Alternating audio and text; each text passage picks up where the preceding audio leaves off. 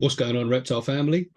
Andrew here, Riddler Reptiles, and we have a new feature here at Riddler Reptiles, which, as you can see, because you clicked on it, we have a podcast. All right, so just a quick one. I'm not a stranger to the podcast world. Riddler Reptiles actually started as Andrew's Balls, and that actually started as purely a podcast. Those are all gone now. I've also been on the Captive Raptors podcast with Paul Burrows twice. I've also been on Repti Chat with Ben once. That's quite good as well. And then outside of that, I have also, in the aviation photography hobby that I'm also a part of, not only have I hosted a podcast a few times alongside other people, but I've also been on some episodes as well. So podcasts are something I have done before and something that I do quite enjoy. Now, credit where it's due. As you can see, the Riddler Reptiles podcast is called Riddler's Rambles. All right. Full disclaimer, I didn't come up with that name. So after I'd been on the podcast with Paul a couple of times, we spoke about it. I said I really enjoy it. And he said, well, why don't you do one as well? It was something I had been thinking about already. But then all it takes is that one person to go, well, what about that? And you go, I'm in. So here we are. It's not going to be a regular thing. I mean, this one alone has taken me so long to edit and get ready to go. If I ever do live streams, maybe that will be better. But this one where I've done the B-roll and edited and things like that, it's taken a lot of time. But hopefully you enjoy it and hopefully it's worth it. So today's guest will introduce herself properly in a moment. But George is someone that I met through the reptile hobby. She came into the shop that I used to part own, which don't worry about that. We followed each other on social media. We've kept up quite a good relationship in that time. And I thought, who better to be a first guest than someone who's very vocal on social media about reptile keeping, husbandry, social media, and all the things like that. Now, disclaimer, one that I do make in the podcast as well. So I'm filming this after I filmed the podcast. We do discuss Brian Barczyk. Now, here's the thing. I like Brian Barczyk. I watch his videos. I support him, you know. So I don't want anyone coming to me or George after this or during this and saying, you're disgusting, you're sending for a man who's got cancer. It's just not true. That's not what we're doing, okay? We're talking about reptile husbandry. We're talking about social media. We're talking about rat keeping. Brian Barczyk is in the reptile hobby limelight. 4 million plus subscribers. He's been going for years. He's made mistakes. So those are the things we're discussing. And the fact that he's doing better, could do more better. And just general things like that. None of us are perfect, but not all of us have got 4 million plus subscribers and are in the limelight. So we also discussed the likes of Jay Brewer and things like that. So we're not sending for Brian. So everyone leave that at the door. We're not attacking a man with cancer. And like I say, I support the bloke, anyone, and best of luck to him. I mean, he's not going to see this, but if he does, best of luck to you, Brian. All the best. Good luck. Hopefully you pull through. And we show our support. That side, this has probably already been quite a long introduction already. So without further ado, ladies and gents, please let me know what you think of this. Let me know if any future guests that you might like on here or whether you'd like to be a future guest on here. But that aside, same as always, please like, comment, share, subscribe, all of the good stuff. Enjoy the podcast. All right, it's telling me we're recording. Right, so George, thank you very much for being on. You are, as I've said in the intro, my first ever guest on this. So thank you. I do appreciate your time. Thank you. I don't know about you, but I've been looking forward to it, to be fair. The main reason behind that is because I've seen how vocal you are on your social media sites. You're not scared to voice your opinion and things like that. So I'm looking forward to this. It's going to be quite interesting, to be sure. I'm excited. Yeah, for sure. But firstly, before we get into anything like that, please feel free to introduce yourself and the reptiles that you're currently keeping. Yep. Okay, so I'm George, also known as ReptilianMentality on TikTok and Instagram. I currently keep a Western hognose who is 4 years old, called Pluto. And I also have a soon to be 4 years old male crested gecko called Nibiru. Oh, excellent. Oh, so they're similar ages then. Did you get them at a similar time? Roughly within like a year of each other. Right. Okay. Yeah. Okay. Are these two species that you've always wanted, or were they rescues, or? I've definitely always wanted snakes. Yeah. I love snakes. Yeah. But I did not see myself getting a gecko actually. I just Okay. fell in love with him at the shop. Yes. Yeah. That's the danger with going into these shops is you see something and you go, oh, in actual fact, it's funny you say that because before we started recording, I told you that's how I got Ragnar. I walked into the shop and I saw this monitor lizard and went, need. And that was it. And here I am sat next to my monitor lizard. Yeah. So how did you actually get into reptile keeping in the first place? Reptile keeping. I don't know. I started watching a YouTube channel I was obsessed with at the time. I'm sure we'll get onto that later on. Yeah. Which channel? But yeah, I started watching, reptile content on YouTube. I wanted to like learn more about them, and that's kind of just how it started, really. Like I've always been into snakes. Mm-hmm. Around like 16 years old, I sort of like really dived into it then and really decided, yeah, that's what I want. Yeah. Yeah. And you've not regretted it since, I'm guessing. No. No. Best thing I did, I think. So obviously, I know you've just said you've got obviously a crested gecko and a hognose. Have you got plans for any more? I'm assuming mainly snakes or any more reptiles in general. So, I think possibly next on my list, if my partner is okay with it. Yeah. I really want like Vietnamese mossy frogs. So I'm leaning towards that amphibian side. Okay. All right. Yep. I've told a few like people, on my page and things like that, a few of my friends, they're aware of like my future plans. Yeah. I'm looking at getting possibly like, this is like far down the line, like a Hog Island boa. Okay. Possibly. Yeah. Yeah, but that's quite far away. That's when I, get a bigger reptile room, when, a lot of things in my life are upgraded at the moment. Yeah. Yeah. No, that's fair enough. I mean, I know it's not part of our questions as such, but with that being said, have you got like money, no object, space, time, everything, no object? Have you got that one dream reptile? Oh yeah. Okay. I don't know if you've heard of them. So is it a Europlatus fimbriatus? So a giant mossy leaf-tail gecko. Leaf-tail geckos, yes. Yeah. I've seen them. Do you know what? It was one of those that the first time I ever saw a picture of one, I thought, well, that's not real.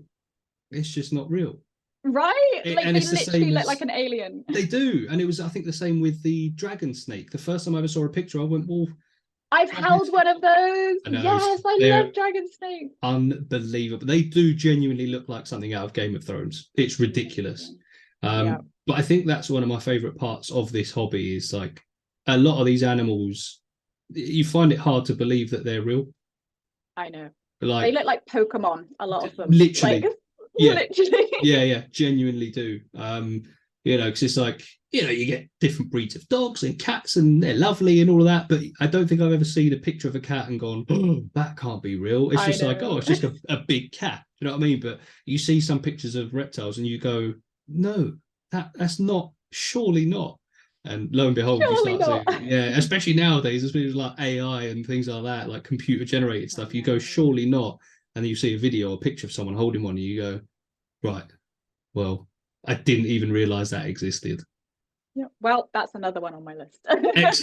Excellent. So obviously that was how you got into reptile keeping, wasn't it? Yeah. You saw creators and you realized that that's essentially what you want to do.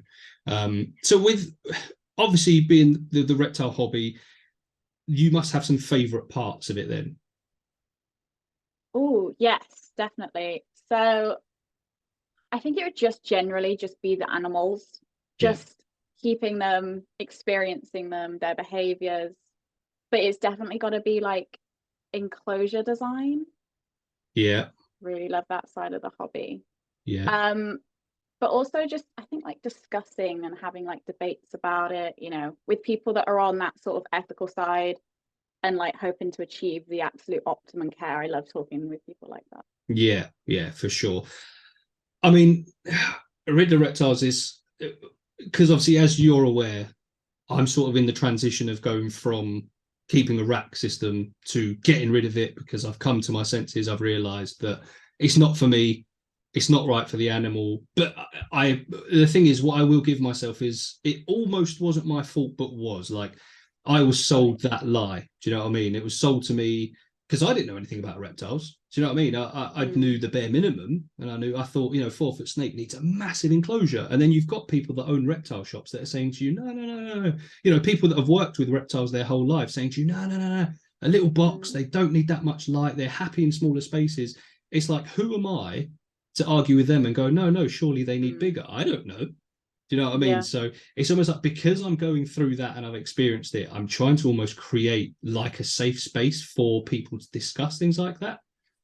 That's good. I really like Because that. the problem is I had it myself. I was like, is it too late? I don't know who to speak to. Do you know what I mean? Because if I speak to someone, I might get my head torn off that I keep a rack system. But I thought, you Yeah. know what? I'm going to go ahead and do it. So I know what you're saying, like being able to talk to people and communicate with people. Now, sometimes that doesn't work, as I'm Yeah. sure most of us have experienced. You do get it on both sides of the argument, but it's tough, especially with social media, which I think is going to be a lot of what we talk about. I mean, that could be, obviously we've just had what your favorite part of the hobby is, which is the animals, the keeping, the setups and people community. But what would you say is your least favorite part of the hobby? And it can even sort of link with some of your favorite parts, to be fair. Yeah, I think it's almost that like content creation side. Like, as much as I love content creating myself, it's that like those people that are in that very fixed mindset that create content that promote the hobby in the worst way, if that makes sense. So like the people that almost do it for the wrong reasons and endorse like the worst methods of doing it, with no room for like, how can I improve? It's like they're so like up there and on that sort of high horse, if you like, that there's just no other, they're not willing to take on like information and feedback and criticism. I think that's a huge part of when you're keeping any animal, you should be able to take on criticism or just constructive feedback. Well, otherwise, how are you meant to learn? Do you know what I mean? Like, Exactly. no one starts out as a professional. We don't come into this hobby knowing everything. And if I've seen it on Facebook groups mainly, Facebook can be very toxic, and you just get a youngster or someone who's only just entered the reptile hobby, regardless of age, ask a question and just get torn apart. Oh, you should have done your research. You should have done this. Maybe you should do that. And you're like, well, why am I here? I'm here to do my research. That's why I'm asking. But someone else who wanted to ask a question would see that and go, well, I'm not asking that now. And the animal suffers, unfortunately. And that's the problem. And obviously, where you're talking about creators, it's probably going to be the likes of Jay Brewer, I'm guessing. I mean, he's just one of many. Yeah, Jay Brewer is, I think, for me, especially awful. Not necessarily as a person, but just his actions Yeah. towards the community and animals, which then sort of in turn almost does make him an awful person. See, that's the thing. It's like you can separate the two. Do you know what I mean? Like, just because you're terrible at, promoting good animal husbandry maybe doesn't mean you're a shit person in general. I've just broken the swearing barrier. Hopefully we've got more than 5 minutes. But do you know what I mean? But then the problem is the more you carry on promoting it without learning, that's when people start thinking you're a bad person as well. Yeah. It's a tough one because the reason he's got that far and why he's got so many followers is because of what he has been doing. So, in a selfish sense, why would he change? But Yep, that's very true. the problem is that is being selfish. He should change because it's not him that's suffering. I think it's in his best interest as well to change. Like, you know, think of all the other like people that would support him. He'd gain so much in it, you know? Yeah. And he shouldn't be doing it necessarily for that reason. Yeah. But if that's what it takes. Yeah. Because at the minute he does get a lot of hatred. He does. Like, I would never go out of my way and tell people to hate on someone and make their lives a misery regardless of what they do. But this isn't our first day on the internet. You know, if someone disagrees with you, they are going to let you know, and they're going to let you know very swiftly. Do you know what I mean? Like, he must have a very thick skin, because I'm not even like, what was it, on Instagram? I've got less than 20,000 followers, but I've had people literally wish death on me. Now, luckily for me, not fun. I just thumbs up and go, cheers for the comment. It helps me in the algorithm. You've boosted me. Appreciate that. I saw your hate comments video on YouTube. The way you handle hate comments is phenomenal. I wish I could like have that mindset and not let it go to my head. It is easier really said than done. Yeah, of course. And to be fair, I think you are the normal one in this situation. Like me having people, I mean, to be fair, I think a lot of it is to do with the fact that I come from a trade industry background. If I have a thin skin, I'm not going to last a day on a site or anything like that. Do you know what I mean? So I have to have a thick skin, and I've developed that over years. But it is almost like I'm the weird one for being able to have someone wish death on me, or my, you know, just anything like that. And this was before I had a child, and someone said, I hope that snake eats your kid.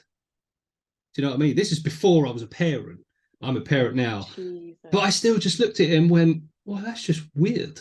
Like, I didn't go, oh, you're a horrible, you're a piece of shit. I just went, well, that's a bit weird, isn't it? And I was like, I mean, it just says more about that person. But the problem is that's what the internet brings out. It brings out the best and the worst in people. Definitely. Like, a lot of these big content creators probably do receive a lot of hate, but it's probably not the best way to go about it. Like, no, I think it's making people aware about what they're doing, because I think, you know, with Jay Brewer, I think he's got like a new TV show or something coming out. Yeah, I think that's really concerning. And like, my whole thing when I make my videos about calling people out, it's not to then direct hate to them. Yeah, it's about making people aware of this huge 2 million plus subscriber like YouTube channel. Yeah. And actually what's going on behind the scenes in their past, or what is even, you know, still going on, like I say, behind the scenes. That's it. Yeah. And the problem is a lot of people in the reptile community have already said he's basically going to be like the Tiger King of the reptile community. Exactly. Like, because obviously you probably had a lot of exotic keepers looking at Tiger King going, well, he's being, you know, he's being bigged up and he's getting all this publicity, and it's making what we do look like a sham, and people are going to call for no big animals to be kept in captivity ever again. And that's the problem we face, because the reptile community is under scrutiny anyway. You know, you see what's happening in America with US Ark and all of that. All it's going to take is something like that for someone to go, I didn't know it was that bad. It's time to shut things down. Exactly. That's the thing. So I think these content creators do need to be careful and use almost like their powers for good. Exactly. That's my whole like idea with what I do about, you know, the calling out, things like that. That's exactly what. Yeah.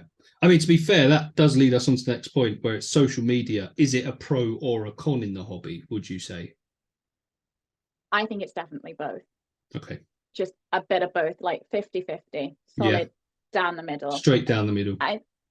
So the pros, I think, like, you can transform the hobby, you can spread awareness, you know, you can like eliminate like the stigma and things like that with it. You can, you know, educate people about things.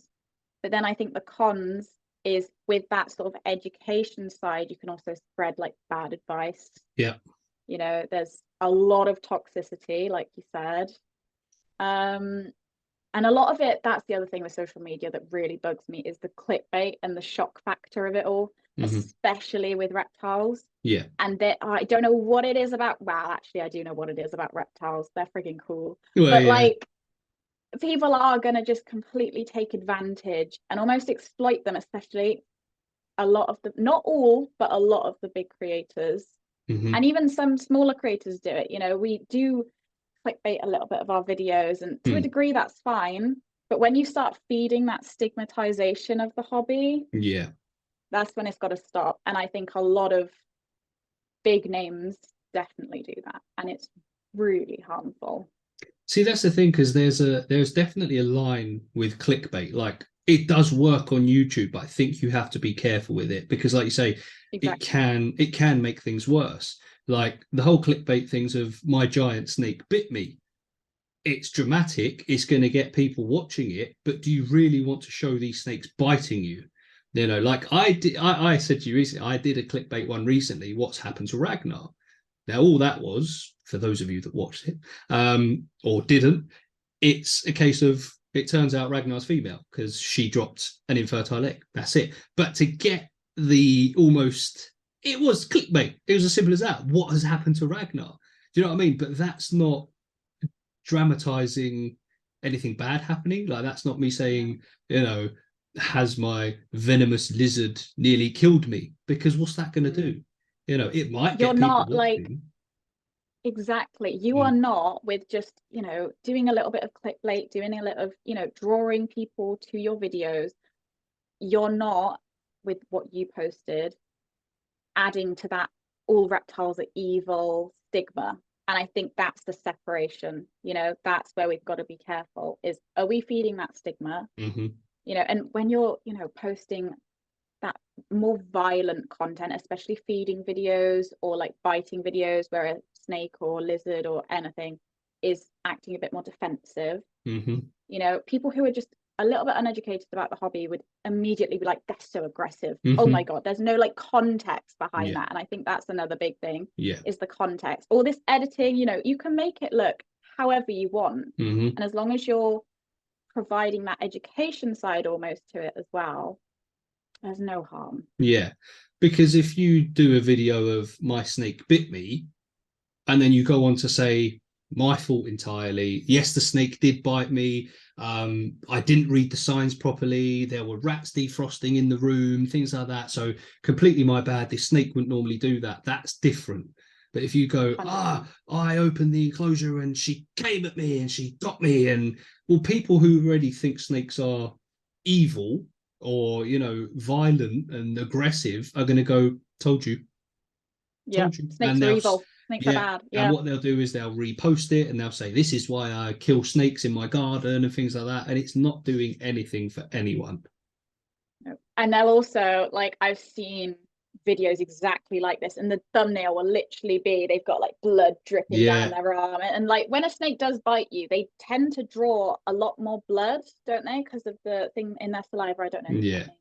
You know, technical. Yeah, but right. It just looks so much worse than it is. And for someone who's like not clued in on that, doesn't know that, you know, an animal actually has to be threatened or food motivated to do that, they're like, oh my God, can't believe this. Why are people keeping those animals? That shouldn't be allowed. Evil, you know? And if no one explains it, they're not going to know. Exactly. But I guess that's where we go into the pro side of social media, because if you've got someone saying, yes, my snake bit me, but don't worry, it was my fault because such and such, that's when someone might go, okay, you know, so next time I see a snake out in the wild, I know me and you probably won't because we don't see many of them here, but it happens a lot in America, for example, where people see a snake in the back garden and their instant reaction is to kill it. Literally. Because there's lack of, people fear what they don't understand and what they don't know, which is why there could be pros in social media, because they could see a video saying, look, that snake doesn't want to hurt you, leave it alone, this and that, and it's not going to bite you. And they might think twice next time. But when you've got big, massive content creators where it's making it to things like Lad Bible and just all these big pages, and it's just made to be this big drama. Yeah. This is when people are going to go, yeah, told you snakes were evil. This is why we should kill them.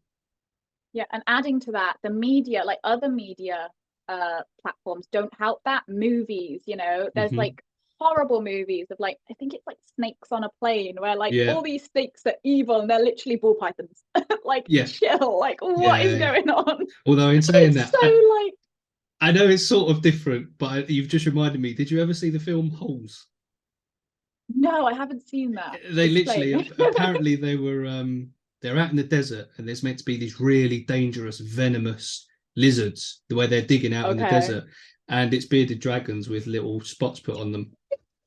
Now, if you don't know, then you're going to go, oh, wow, that's a cool lizard. But if you know what reptiles are, and it's similar, I remember actually, in Vikings, there's an episode, spoiler alert, if you are watching Vikings and you haven't got to a certain point, please turn off. There's a part where Ragnar is captured, and the way the king kills him is to drop him in a snake pit.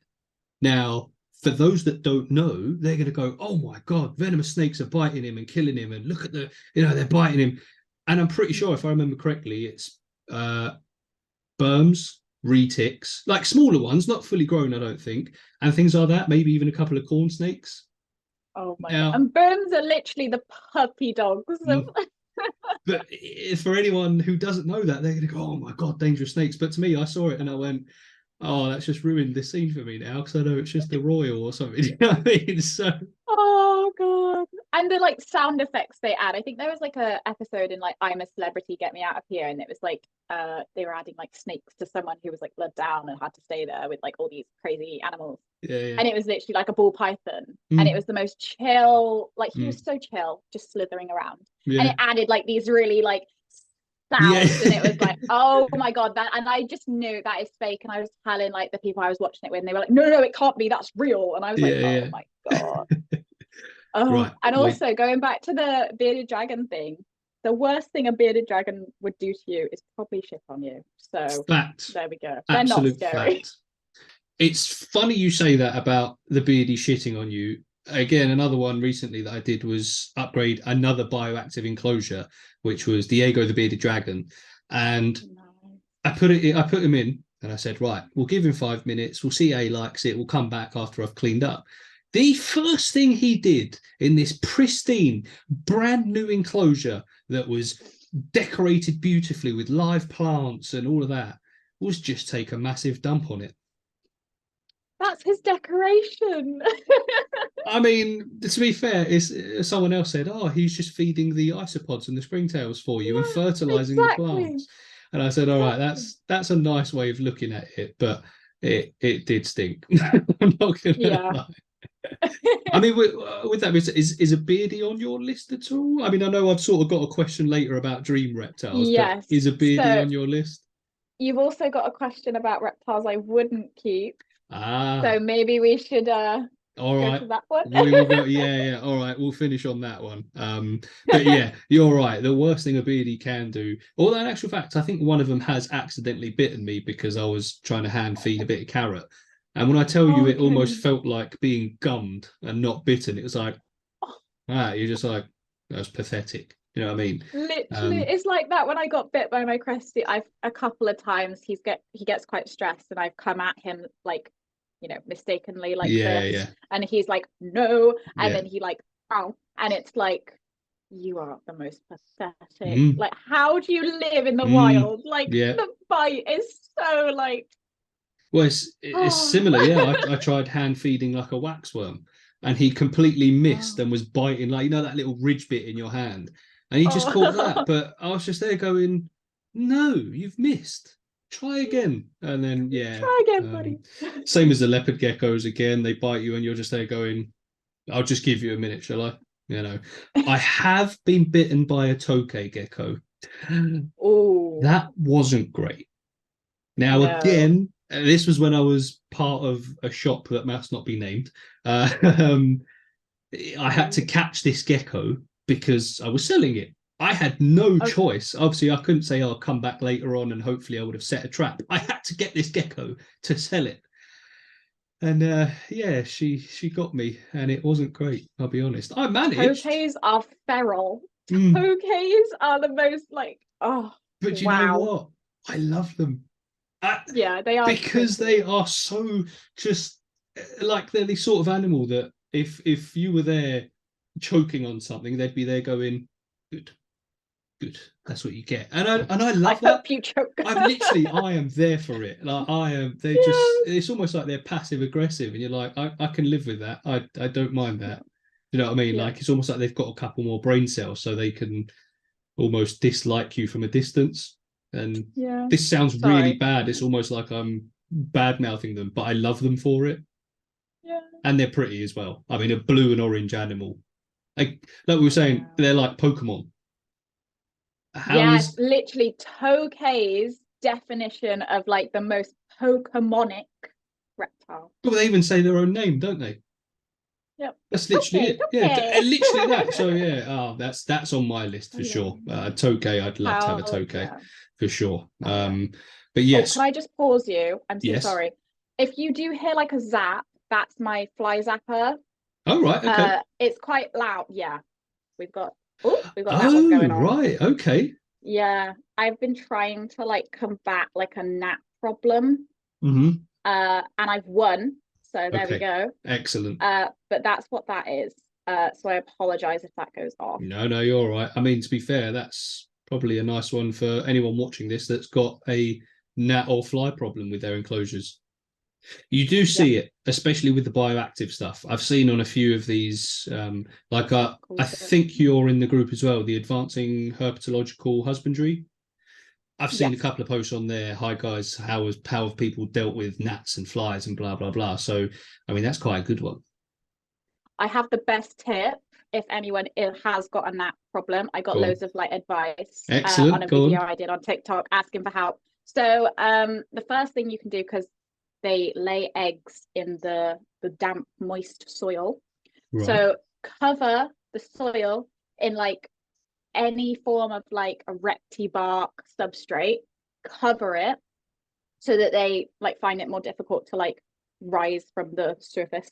And also get like loads of colonies of springtails and isopods. That's how I did it. Yeah, and a fly zapper, and they are defeated.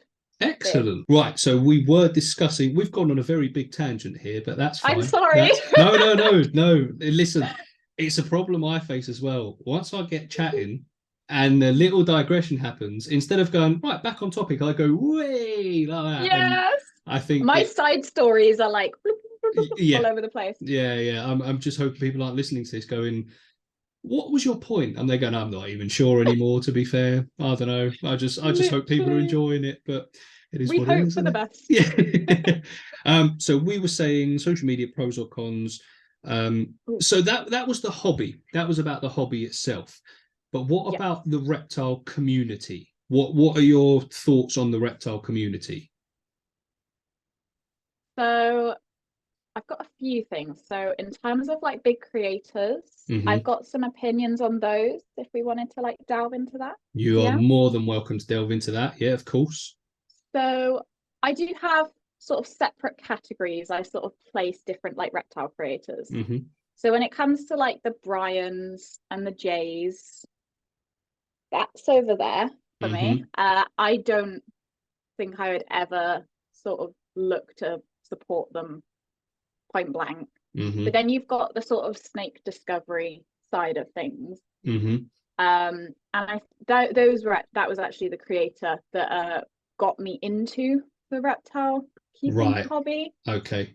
But I think after educating myself on, you know, husbandry methods and ethical methods, you come to realize how they're not quite correct. They've got room for improvement. Yeah. But they are not there yet. And especially what makes me like really disappointed is the amount and level of resources, support and sponsors they get. And they've shown time and time again how well they could be, but they still fall short every time. It's funny because just a quick disclaimer for everyone watching, because I'm going to discuss him as well. I watch Brian Barczyk, and just a quick one, at no point at all are we discussing his current health problems? Are we wishing anything on him? Yeah. Are we, as a person, Brian Barczyk is going through some awful, awful stuff. Wouldn't wish it on anyone. No. Hopefully he pulls through. because obviously, like him or not, he has changed the reptile game and the industry. But just in case people are in the comments going, how dare you hate on a man with cancer? That's not what we're doing. We are discussing reptile husbandry, reptile keeping, and that side of things. So I don't want anyone in the comments going, you're disgusting for hating on a man with cancer. We're not. All right. So pack it in. Anyway. Yeah. I've been told off for that before. I saw think that. It's perfectly okay to discuss his actions and what he's done. And I don't think that side of things necessarily gives him a free pass on some of the actions. But I really do.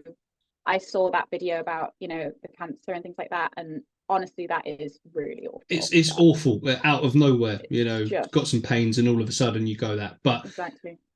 But sticking with the reptile keeping side of things, with him, it's I will admit it to you, me and the missus do watch him. All right. We can't help but we do kind of like his content, but at the same time, he does breed in racks. He does keep big snakes in small enclosures. He does do these things. He has improved, but he still does it. And he does push the whole, this is how you can do it. This is, I've got an anaconda in a giant enclosure and they need overhead heat. They need UVB. They need this place to hide. And then you do look and go, yes, but you are still breeding in racks. Like, this is a bit hypocritical coming from me because I say you shouldn't keep in racks. It's not good. And I've got a snake rack there, but I'm coming away from it. But this is what I mean. Like, it's difficult because he's been doing it for so many years. All right, he's lowered the amount of snakes he's got breeding in racks, but can you still listen to it? That's the problem. Do you know what I mean? It's a tough one because he's trying to educate, but he's still not doing it perfectly himself. No one will ever do it perfectly, but he's not coming away from it. Do you know what I mean? And it's his recent videos as well. He still like offers dreadful advice. Like, I don't know if you saw his recent like leopard gecko care on a budget video. That was horrendous. I commented on that, to be honest with you. I think I did as well. Yeah, I was like, are you serious? Not the fact that it was on a budget, because I get it. Like, you know, as far as I advocate, you know, the reptile hobby is expensive, but absolutely we shouldn't like gatekeep it from people that are on a budget. But at least recommend items and products that aren't going to actually harm your animal. Because he offered things like reptile carpet and like, oh my God. And I think he even had, correct me if I'm wrong, I don't know, I can't remember off the top of my head. I don't like analyze his videos, but like, it was like, I think he used like a red like bulb or something like that. I might be wrong. Sure he used the red bulb, to be honest. I think he did do overhead heat and UVB. So there was that. There was that positive. But the thing I commented on was I think it was like a 10-gallon aquarium, basically, with reptile carpet, with, you know, things like that. And I did look at it and I was like, oh, literally, you've got nearly he's in actual fact he now has 4 million subscribers. Now, not all 4 million people are going to watch that, but if 1% of his followers see that and think this is what one of the big boys in the reptile industry is doing, I can keep a leopard gecko for less than $100 on reptile carpet. There's a lot of animals that are currently going to be kept in awful situations. Now, again, this is what I'm saying to you. This isn't a dig. It's him as a creator. He's spreading misinformation and bad husbandry, which he says he doesn't want to do. You know, he's there saying, if you want an anaconda, you've got to do your research. You've got to have the time, have the space. But what gives the anaconda more of a right to a better life than a leopard gecko? Just because it's bigger? Yeah. Just because it's cheaper? I mean, more expensive, sorry? It's a weird one. So... But that's the other thing. It's not even what he's doing. It's like what he's recommending as well, with like, you know, these smaller species, less sort of, you know, spectacular species, the more basic, if you like, species. The entry level species. Yeah, exactly. So that's the thing. He's got this platform that he could change. I mean, he already has changed the reptile hobby. He has, like, Royal pythons, for example, would not be as big as they are today without someone like Brian Barczyk. It's as simple as that. Do you know what I mean? But does that excuse the, because he did used to keep retics and berms in racks as well. Does it excuse that? Not really. No. It's not just him. No. Again, we've seen Jay Brewer. Exactly. He keeps berms and retics in racks, and they are, the majority of them, obese. Like, these are animals that are not going to live for very long because they're overfed, understimulated, underenriched, no room to move. But they've got a platform of millions and millions of followers who are going to think that's okay. I've got people that aren't into the reptile hobby see this really cool video of a giant snake and a guy sitting on a pile of Burmese pythons, and they send it to me. Video. Yeah, and they send it to me and they go, I bet this is goals, isn't it? Oh, this is cool. And I reply and I go, I don't want to be that guy, but no. Let me be that guy. No, I'm like, this guy is not the guy. Like, oh, isn't he bringing out a program? And I'm like, yeah. Yeah, are you buzzing for it? No, not in the slightest. So, No. yeah, I mean, but obviously, again, this was my fault. We've gone a bit tangent there. So so you've got your Bryans, you've got your Jays, you've got your Reptile. No, Snake Discovery. Yes. That's like the middle ground, you said, almost. Yes. So Snake Discovery, I think, with a lot of room for improve, like they could be better. They've got, but it's the fact that they haven't yet already become better with all of the resources. But then I have some that I do really like. I tend to stick more on the TikTok side. I do watch a few podcasts. I couldn't tell you the name of them, but and like some of the channels. But Wiccan's Wicked Reptiles sticks out to me. I really, really like his top 5 videos. Now, I don't necessarily agree with everything he says, reinforcing like that, like sort of easy, cheap beginner reptile type vibe. But I do think his videos, you can quickly chuck it on in the background. It's like a nice, quite informative video. And he does also keep racks, so just bear that in mind. Oh, I didn't know that. Yes. Okay. And he breeds in them, I think.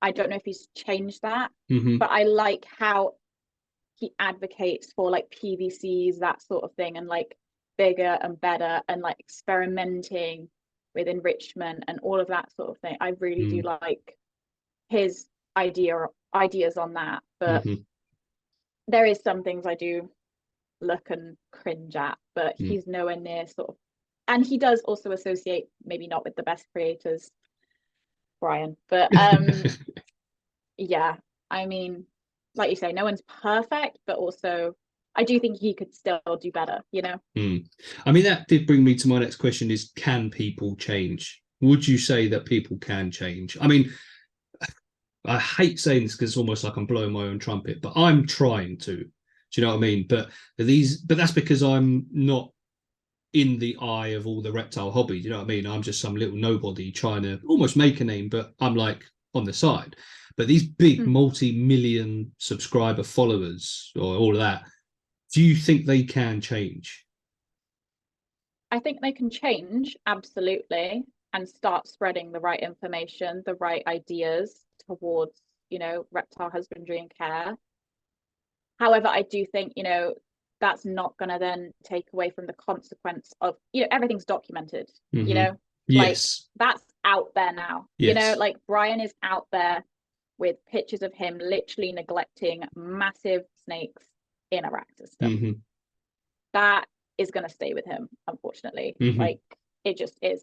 But I do think people that don't have that fixed mindset and have that growth mindset and want to change and just do better because they've realized actually new studies are out, new research is out, let's change and adapt to this new information. Like absolutely, like people can change, people can do better always. And they shouldn't be scared to do better either, Yeah. So if you realize immediately what you've done, like I've made mistakes in the past, maybe not quite on such a wide scale, but I have. And as soon as I've realized that and I've researched a little bit into it, little small things, maybe the size of the enclosure, maybe the substrate, maybe like the type of foliage I use, you shouldn't really use like fake plants that are like fabric because of like bacteria and things like that.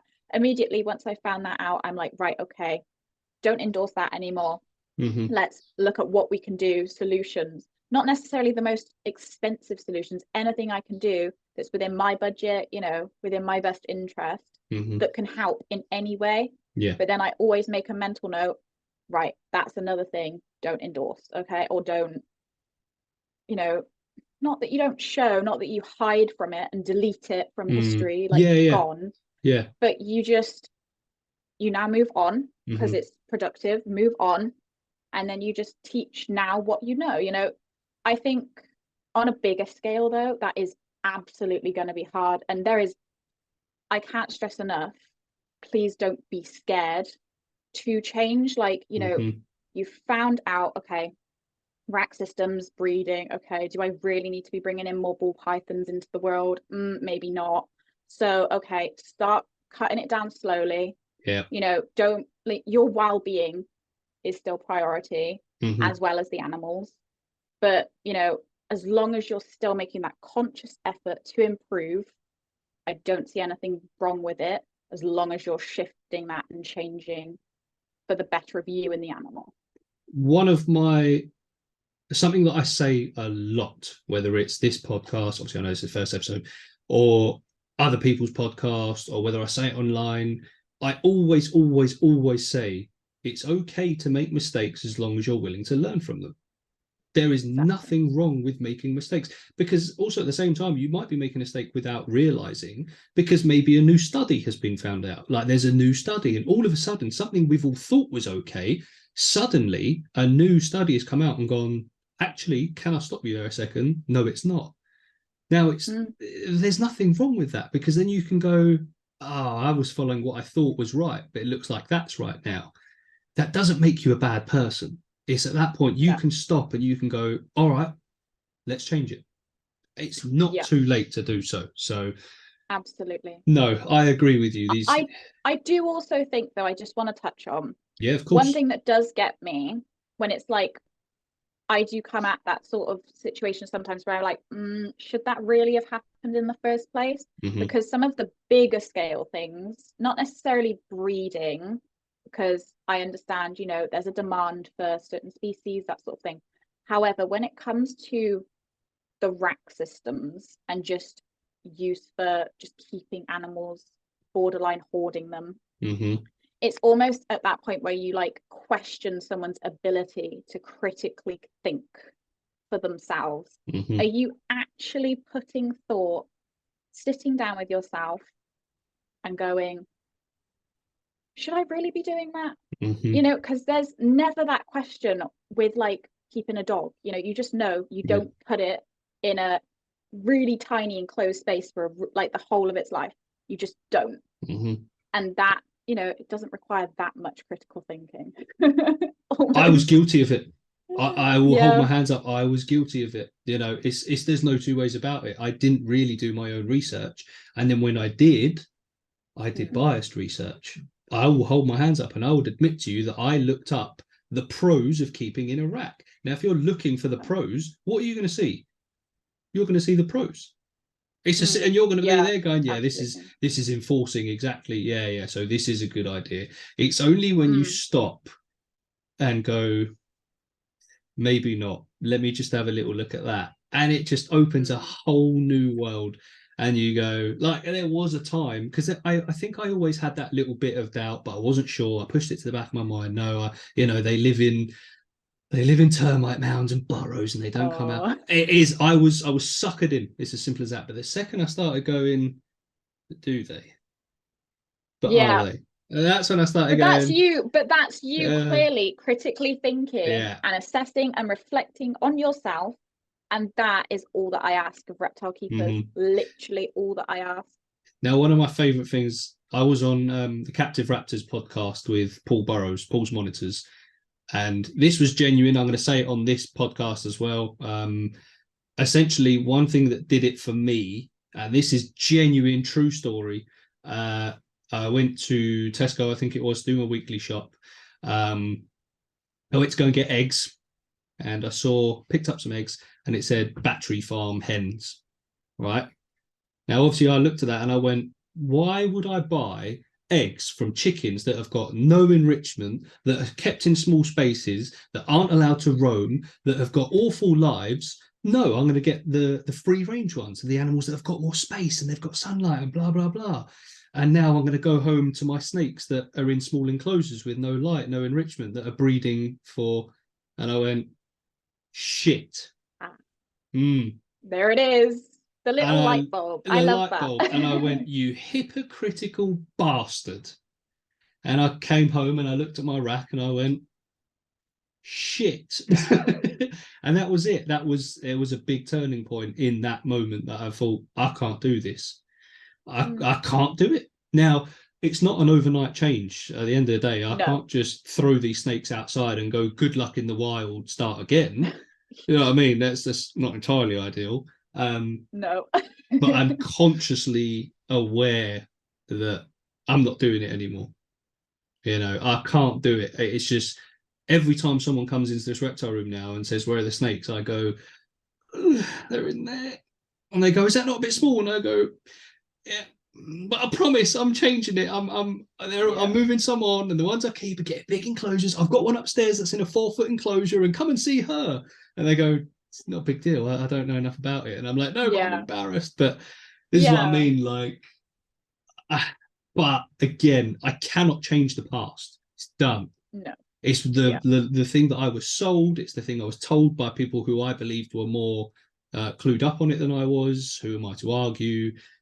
And so here we are. But it's how you're productive with that, how you move on, and how you do better, you know. And I also think, you know, what you could look into just for the time being is like, really, I don't know, you know, what your budget and things like that is, but I always say to anyone that is in my comments and is like, what can I do just for now? Like, I really need like a quick solution to quickly help this. Is if you're worried about the space, grab like, because it's the racks that I'm not a fan of, not necessarily tubs. Tubs I don't think are great, but they're a good temporary solution. Grab a massive plastic tub and, you know, the correct dimensions, and possibly for the time being that might be a all right substitute, or not substitute, like upgrade. Luckily for me, it's not a racking system like a freedom breeder where it's got the blacked out tub, so it's black in there 24/7. I've got translucent, either one of those. The light gets through, essentially, is what I'm trying to say. So they do technically have a day-night cycle. All right, it's not overhead lights, overhead heat, anything like that, but they do see the difference between night and day. They do have hides as well. They do have substrate. They've got big water bowls. They've got fake greenery. They've got cork bark. So it's not like the ones where you see where they're blacked out tubs, bit of paper and a water bowl. Like that, I see now. Like, again, I don't want to be a hypocrite, but I see that now and I go, oh, like, I know mine are in a rack, but at least I've got something. This isn't me condoning what I do, but it just goes to show that even if you are doing it, so say someone's listening to this and they keep their snakes in tubs that have got paper in a water bowl, that are maybe they're going, I don't like the way I keep. Just whack a hide in there. Just whack a bit of substrate, some leaf litter, something for them to engage with and see and use their brains and things like that. Like, I watched the I don't know if you've seen it, the Reptiles and Research. He did like a almost like a conference, like a meeting about the snakes in racks. It's crazy. It's unbelievable, like what it does to their mental state and things like that. I think I've seen. Did you see it? Yeah. Unbelievable. And it really does make you think. But you can do little things just to make their lives that much better in the short run. And it's really good. For anyone that hasn't seen it, I would recommend seeing something like that. So that's good. But you do have people like that are starting to advocate, you know, for better care, even in racks. Do you know what I mean? It doesn't have to be a blacked out tub with paper. You know, if you're looking to upgrade, you can do so even in that. But or just even as a temporary solution is, you know, just get the if you absolutely need to keep racks, you can get the bigger racks that are maybe made for like Burmese pythons, or maybe like a ball python, you know, like at least it's slightly. Have you seen Jube the snake? Have you seen that? she's a lady that keeps, I think there's quite a few royals that she keeps, but like you've just said, she keeps in a rack, but that would be for apparently Burns. So it's these massive, like they've got a really big, like I guess a square footage. I don't even know if that's the right way of saying it, but they're big. She's got climbing spaces. They've got a big window at the front. Now, if she was just to say to you, I keep my snakes in a rack, you'd go, ugh. But then you look at it and you're like, oh, wait, actually, they are massive. So it's almost like they're in like a 4 foot by 18 by 18, if not deeper. So it's not bad. I'll have to show you after this, like, you know, and that's like the only problem like I have with that though, especially with ball pythons, because those are the most like common species kept in racks, is the climbing situation. There's not often root, and that's what really gets me is like ball pythons are almost semi-arboreal, you know, especially the males, you know. And I think it was Dave Kaufman went to go and do like a little ball python documentary on this and really get down and dirty with like what they did in the wild and their behaviors. And he, you know, provided evidence of like, actually ball pythons are almost semi-arboreal, especially the males, especially during the wet seasons, you know, to escape in the trees and things like that. And it's like, but then he goes still condone and recommend racks, and it's like, that was the weird thing. Kidding? I know the one you're on about. It's almost like you've done all of this research that could destroy rat keeping and show people actually it's not true, and then he's gone, but you can still keep in racks because it's good for this and that. And you go, oh, Dave, what are you doing? You were this close. But Reptiles and Research, I think Liam is trying to crowdfund, is that the word for it? Yeah. To do a similar trip and show royal pythons in the wild, climbing, exploring, seeing there. So that'll be quite interesting as well. Amazing. But again, I've seen it. Like I've put one of my royals in a 4 foot enclosure. She's in the cool side.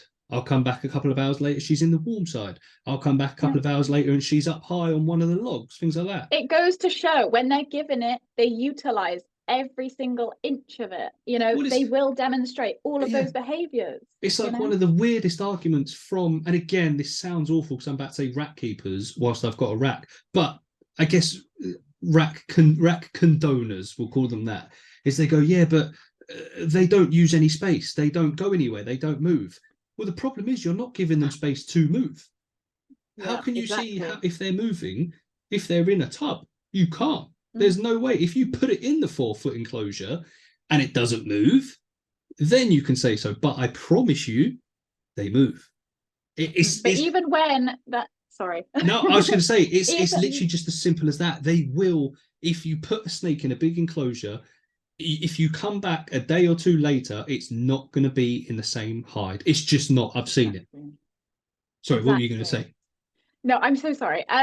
Even when, you know, they're given that big enclosure and the people do say, oh, well, they didn't use it, they were too scared, they like had a really weird feeding response after that or whatever, they get stressed out. That's usually because you've half-assed it. You haven't put the amount of foliage that makes them feel secure. You haven't given them enough hides. You haven't added, you know, all these things that in the wild they would feel more secure with, you know, like people always say, oh, the rack is, you know, their hide, their security, all those arguments. And it's like, you, sir, are wrong.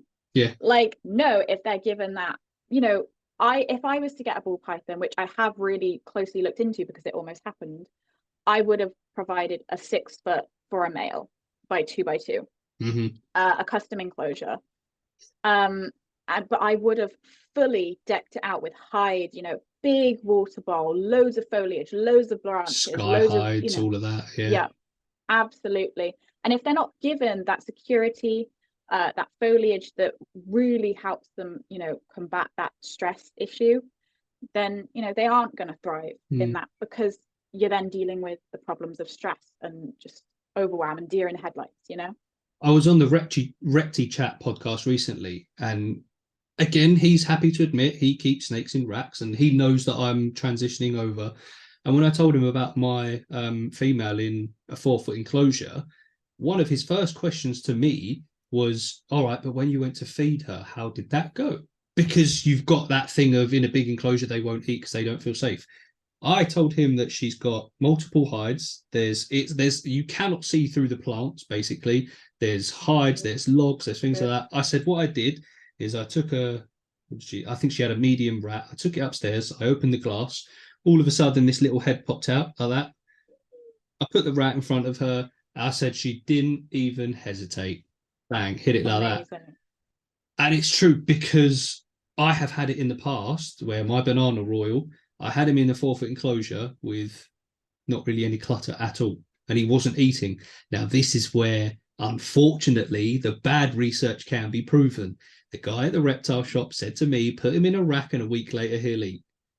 Lo and behold, he did. Of course he did.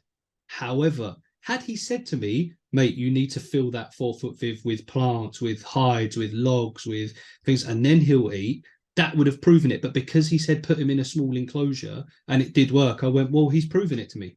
And that's the problem. Whereas I will say to people, I will always, from now on, because I've seen both happen, I will say to people, if your snake isn't eating in a big enclosure, it's not because the enclosure is too big, it's too open. Fill it. Yeah, just fill it. Absolutely. It's as simple as that. But excuse me, but yeah. It's almost like the difference between the easy answer, the like quick way out or quick solution, but that's not the thing with the reptile hobby. It is going to be a complex, elongated answer that, does require a bit of effort, a bit of what's it called? Like experimentation, you know? Yeah. Exactly. No, I couldn't agree more. We have obviously spoken a lot about racks now, the breeding in racks, the keeping in racks and almost hoarding. Now, at the end of the day, the reptile hobby is kept alive by the breeding of these animals, like especially when you've got wild caught animals brought in and they are bred so that you can have animals bred in captivity and things like that. But there are obviously ethical ways of doing so. Now, at the end of the day, yes, there are ethical ways of breeding, but at the same time, there's also a lot of animals out there in rescue centres and things like that. If you personally were to say to someone like what they should maybe opt for, which one do you think would be maybe not more sought after, but would you say there's pros and cons for either as such? So ethical breeding, so breeding in vivariums and things like that, or to go to a rescue centre? Yeah, there's definitely pros and cons for both. I think with rescues, first of all, you've got to know what you're doing, if you want to then help that animal regain its strength and thrive again, but then also ethical breeding is a great option. First of all, it's done ethically. There you go. Yeah. I think also with ethical breeding, though, there needs to be thought put into it as to what animal it is you're breeding. Because like you say, there's a lot of animals in rescue centres, and that is going to be the types of animals that are like bred the most. Yeah. And if you're bringing in animals, for example, like ball pythons that we don't really need many more of, is that a wise and ethical decision? So there's that side you've got to consider. But for the average Joe that sort of wants to get into reptile keeping, the beginner sort of hobbyist, if you like, then I do think ethical breeding is a great option. But just be mindful of the breeders you choose and all of the responsibilities that come with getting into the hobby and how many years you're going to be in it for, because reptiles do live a long time. They do. If you get in a hamster, 2 years. If you're getting a little leopard gecko that you think might be the same, 10, 15 years plus. Yeah. It's a big commitment. It is a big commitment. It's huge. One thing that gets me, right, and I don't know if you probably will agree with me here, is when someone says, I went to either a reptile shop or a big pet shop and things like that. This, I don't know, let's say it is a ball python. It wasn't being kept correctly, so I rescued it from... You didn't. You bought it. You bought. supported pets at home. Now, a lot of No. people will say, "Oh yeah, but you know, I've bought it and taken it to a place where it will be better, so it's thriving, and I've rescued it from that situation." But the problem is, they're going to replace that one with another one. You haven't really you've paid for that animal, so you haven't really rescued anything. Like, I get it, the thought is there, and it probably is going to a better home, but I don't think you can call it a rescue, because you're not, you know, because I've got a rescue beardie, for example. He didn't cost us a penny, but we still had to pay for the setup and everything like that. But he himself wasn't. That's a rescue when you take the animal for free and things like that, and you're putting him in a better situation. But if you're buying an animal from a pet shop, that doesn't count as a rescue, I don't think. Again, I'm not going to diss people, because I think their hearts are in the right place. Exactly. Yeah. The heart and the intent is there. Yeah. But that's not the right way to go about it, unfortunately. As much as I wish I could save every single animal, saving a pet at Pets at Home is not the right way to go about it, unfortunately. Yeah. It's supporting the big chain companies, which is not what we want. Unfortunately, as much as I understand, you know. That's it. There's that line between it, isn't there? Like, you've got to know what you're getting into. And again, if it makes you feel better that you've taken an animal out of a bad situation, that's fine. Great. But it's technically not a rescue. I think that's what people have got to be careful of. I mean, obviously, the other side of it, people are going to go, well, what do you want to do? Just leave an animal in a bad enclosure in a shop? What do you do? I see both sides. I do. Completely. I really do. But I think it's really important, because I've encountered really horrible unethical, you know, reptile shops. Just try and avoid them. You know, if you see it, you know, as heartbreaking as it is, you've got to think of the bigger picture, and the turnover then that's going to grant, it's going to be another animal in that same position. Not that the first animal didn't matter, but it's only benefiting that chain store. And that is just the bigger issue, unfortunately. But you know, that's amazing that people have great intentions.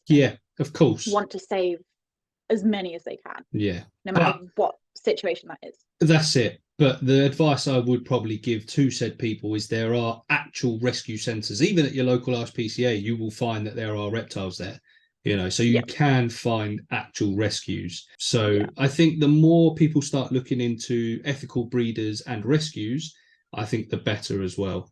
100%. So, because the thing is, you can get just as much, obviously, personality out of a wild type royal than you can a royal with 3 different morphs in it. The 100%. Morph doesn't mean it's a more exciting animal to handle. It's just a bit more colourful. I love the morphs, don't get me wrong, but you don't have to get a triple recessive morphed royal python to have a nice pet. So I think the sooner people realise that, you know, you've got ethical breeding of rescues, I think that will help the hobby as well, I personally think. And also not breeding animals merely for aesthetics, because then you've got that other issue of when you touch on the spider gene and things like that. That's another realm of just unethical breeding, which I don't know whether you want to get into or not, but there we go. Here's one for you. So I used to watch a guy, so it's called Always Evolving Pythons. Right? I don't know if you've heard of it or not. It's another rack keeper. He breeds snakes, things like that. Now, the day I unsubscribed and unfollowed him, and again, this isn't me saying that as if people are going to go, oh, that will show him. He didn't even notice. Who gives a shit?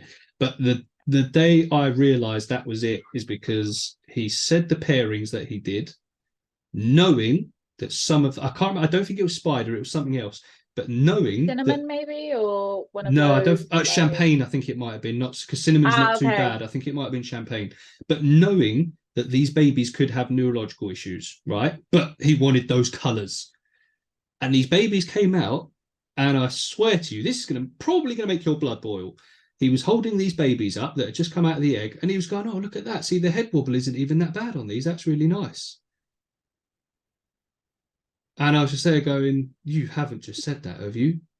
You have not just basically admitted to breeding morphs that are renowned to have neurological issues because you basically wanted those colours, and you're there going, Colours, the head good colours. yeah, and then just basically said that the head wobble isn't that bad.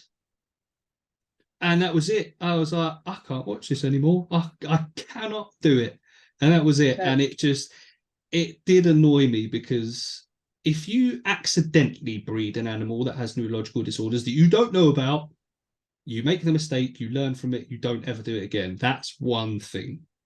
If you know as a full-time breeder that this morph has the potential to have neurological issues and create an animal that's going to have possibly a shit life, I cannot support that or watch that at all. I cannot. No. There's no good in that. You cannot find the good in that. There's no justifying it. It's if you know as well. And also breeders should be like researching as well before they even start to pair, any downsides to the, you know, mismatching and whatever. I'm not a breeder. I don't want to be a breeder. It is what it is. Not in my plans, but just can't, like, it's, you know, it's when you get into that also, like that dog breeding realm where people will purposely breed aesthetically pleasing breeds, and they'll just turn out to have just the awful conditions and disorders, and it's just not. Do you know what? Again, we won't go into, because I've already realised me and you fall down these rabbit holes far too much, and we're talking. But it's funny you say that, because you think the first animal that came to my mind there was the French bulldog. Yep. And the snout nose that they literally cannot breathe through. But I don't look at a French bulldog and go, what a beautiful dog. No, I don't either. I think that's so ugly. I don't get it. Like, and pugs and stuff. It's just so sad. They get themselves in such a, like, well, not even themselves. Like, no, people have bred them that way. Get them in that but state. But you know, they just struggle to just I breathe don't get it. and live. And it's when they've got those. Have you seen that picture of that pug happily like sitting there with that breathing tube, breathing tube down his throat, and just sitting there? Usually dogs will like cough that up after surgery, but this pug was just happily like sat there with it because that was the best it had ever breathed in its life. How awful is that? But the thing that you've got to do, the thing I think you've got to do is, because I think a lot more people will agree with us on that, because they're cute, fluffy dogs. But if you then transfer that to the reptile hobby, maybe that's when it might start hitting home. When you say to someone, yeah, but breeding those snakes is like breeding a pug that literally cannot breathe and that needs surgery in order to live longer than 5 years, maybe that's when someone might start going, that's quite bad, actually, isn't it? Yeah. Yes, it is. It's funny that. But again, unfortunately, these scaly, cold-blooded animals do not get the same love as, like, I've got a dog and 2 cats. Do you know what I mean? Like, I've got both sides of it. You know what I mean? But yeah, I've got a little Labrador. Well, she's not very little, but she's quite a big Labradoodle. Oh, yeah, I've got a golden retriever, and again, not a little. Actually, no. To be fair, she's quite small for a golden retriever, but she's still not a small dog. You know. Yeah. But if I go out with the dog, oh, she's beautiful, she's lovely, what a gorgeous animal. If I was to be one of these people that walks out with a snake around my neck, I can assure you people aren't going to come near me. Ew, it's gross. It's going to kill me. It's going to attack your baby. I went to the vets, right? An exotic vets for my snake the other day, just a little checkup, you know, yearly checkup. I like to do that, check their well-being. Little MOT, yeah. Yeah, exactly. And basically go into the vets, and it's an exotic vets as well. They cater to exotic animals as well. There's specialists, amazing. It took me ages to find it. Anyway, I go in with my little tub, my little travel tub with Pluto, and I set it on the desk because I'm about to pay and like do all my thing. And literally the reception lady that works at an exotic pets literally like was like recoiled. She was like, ugh, you know, like that. And I was like, are you kidding? Like, these animals deserve better. Like, if you went like that to a dog, people would be so they'd be fuming. They'd be fuming. Imagine going to the vet. Yeah, like you say, and the receptionist look at your dog and going, ugh, they'd be outraged. Oh, do you know what? I've never even thought of that. That's amazing. But that's literally what I encountered the other day. And I was like, how are people not putting 2 and 2 together and realizing Like, that's just not okay. Like, no Not one okay. asked. No one No asked. one Like, asked. what are you No. doing? No, Stop. You're and doing too much. this is still my pet as well. Do you know what I mean? You're there going, this is still Exactly. my animal that I care for, you know. Yeah. So it's messed up. But yeah, anyway, It we is fell messed up. down another hole I'm there. sorry. No, no, no, no. Again. My fault. My fault. I love it though. It's I great. agree. And I'm hoping anyone watching and listening agrees. So let's talk husbandry, which Mm, I know for a fact that you're going to enjoy this topic. please. Yeah. What things in like husbandry wise do you feel are essential and that every reptile keeper should adhere to as a minimum? I have a list. Excellent. Let's I hear have it. quite a big list. Right. Let me find. Okay. So things that I feel are essential, and it is a big list. I'm not going to apologize for it. This is what I think is the bare minimum. Yeah. Anything sort of not quite met is, it's not neglect, but it's also it's not ideal. It's not Mm-hmm. good, you know. So I've listed overhead heating is a must. Mm-hmm. I'm not a fan of heat mats. That's not ideal. That's not going to give your animal the best opportunity to digest their food. That it's not going to help them. UVB, the Mm-hmm. correct linear UVB with the correct percentage for your species. Mm-hmm. A naturalistic enclosure. Mm-hmm. So with foliage, you know, that sort of thing, it needs to be naturalistic, not necessarily bioactive, Yeah. Yeah. but it needs to be somewhat a replica of like a mini ecosystem of like what they would be in the wild, you know? Mm-hmm. Uh, and at least the minimum recommended sized enclosure. You can find the minimum, for anyone wondering, on the, what's their name? There was like a new document released, the British Federation of Herpetologists, I think it is, or something like that, the FBH. Federation of British Quite Herpetologists or possibly. something. They Yeah. I'm not released a sure. document Yeah. on Yeah. like the minimum enclosure sizes. So if you're curious, It have a look sounds on there. familiar. It does sound familiar. And then the appropriate substrate. I don't want any calcium sand. I don't want any reptile carpet. It needs to be naturalistic and appropriate unless like the animal's sick. You know, Yeah. there's Yeah. exceptions. Yeah, if you're There needs keeping to a be sick animal on paper towel, fine. If you're keeping a absolutely. healthy animal on paper towel that doesn't need to be on paper towel, do better.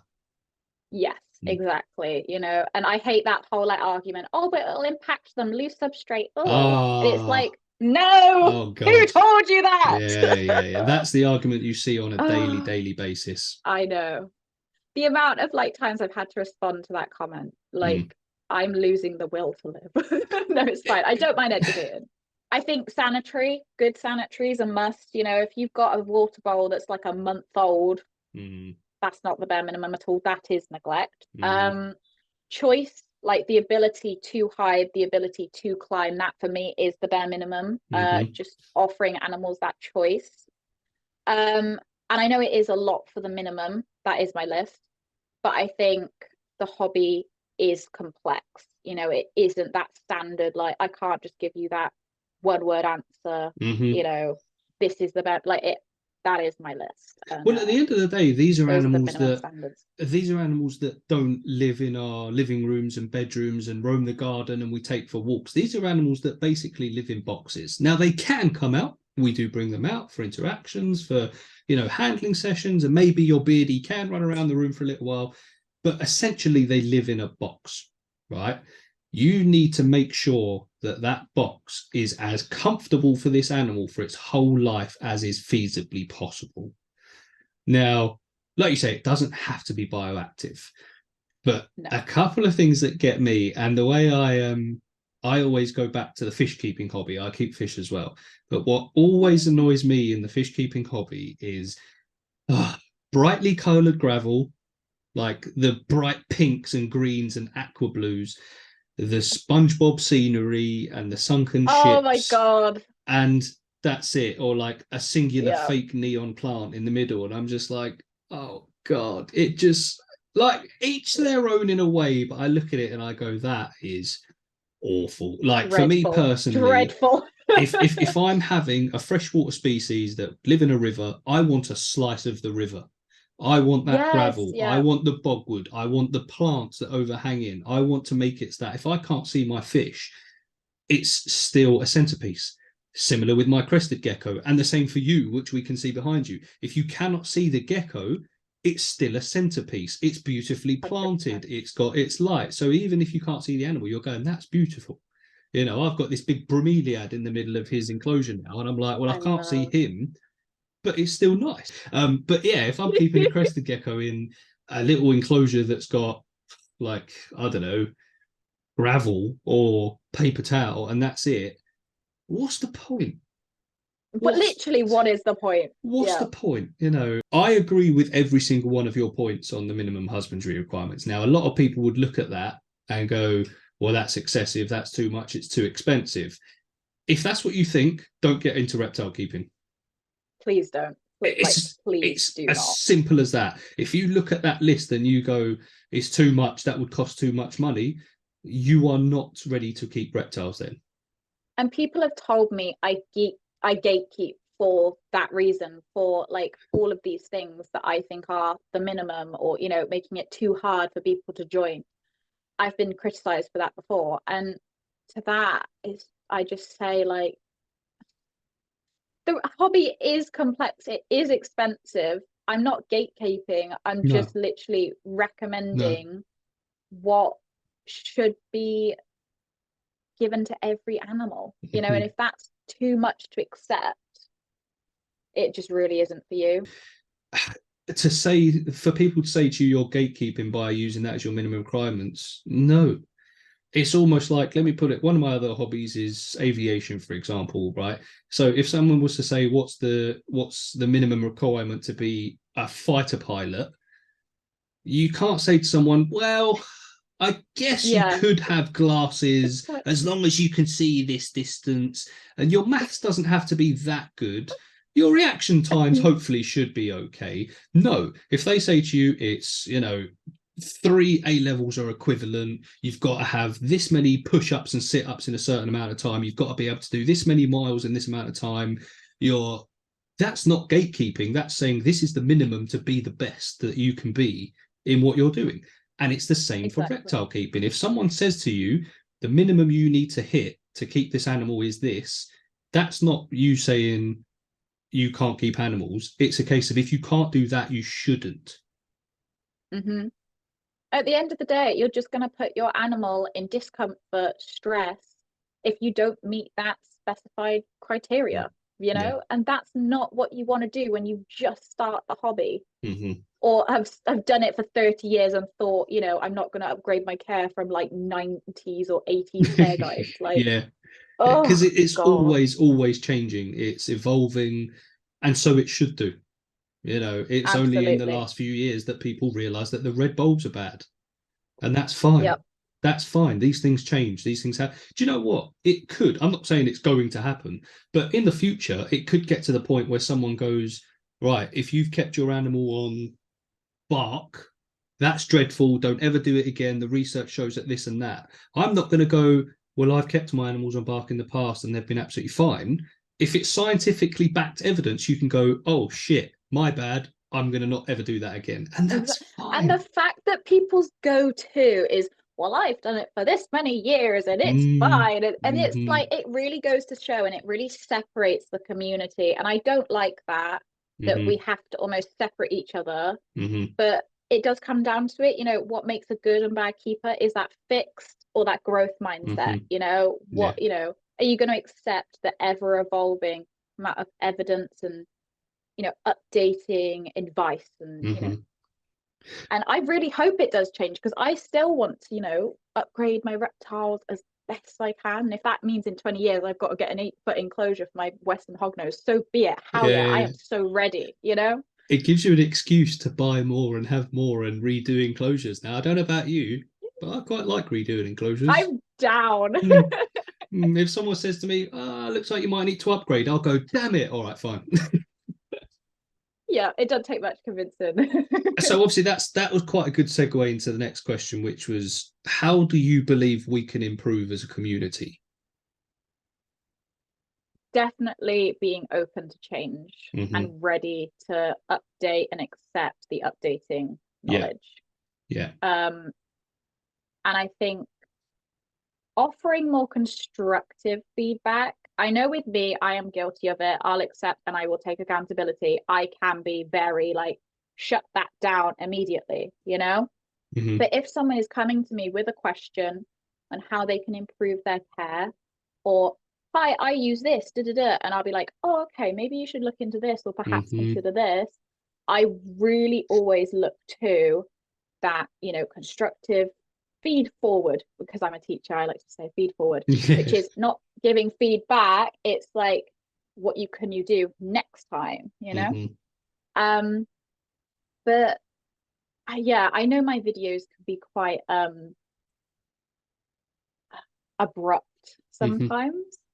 That's more like you say, that little, you know, harmless clickbait that's a bit more like to draw attention, to get people commenting. I want to get a reaction, you know. It gets exactly. a reaction. And I love that, and I think that's great. And then, you know, if I do come across someone that's asking, you know, how can I improve, you know, I will always go to and offer constructive feed forward. Excellent. Yeah. So just if they're asking a question, they're, you know, they're wanting to learn, they're wanting and willing to learn. So excellent. That's, I think, how we can improve.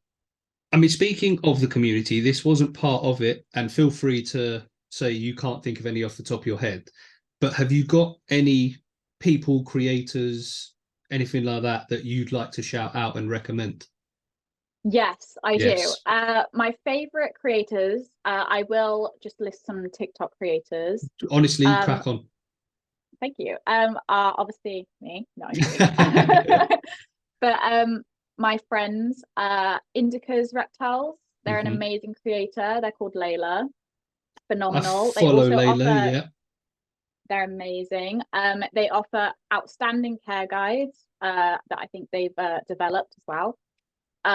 Indies Reptiles, I really, really, really enjoy. I think they've got a degree in something, or I'm not entirely sure the exact degree, but they're really, really knowledgeable, really, really phenomenal. They have slowed down their content, but I still think it's really, really valuable. Who else can I shout out?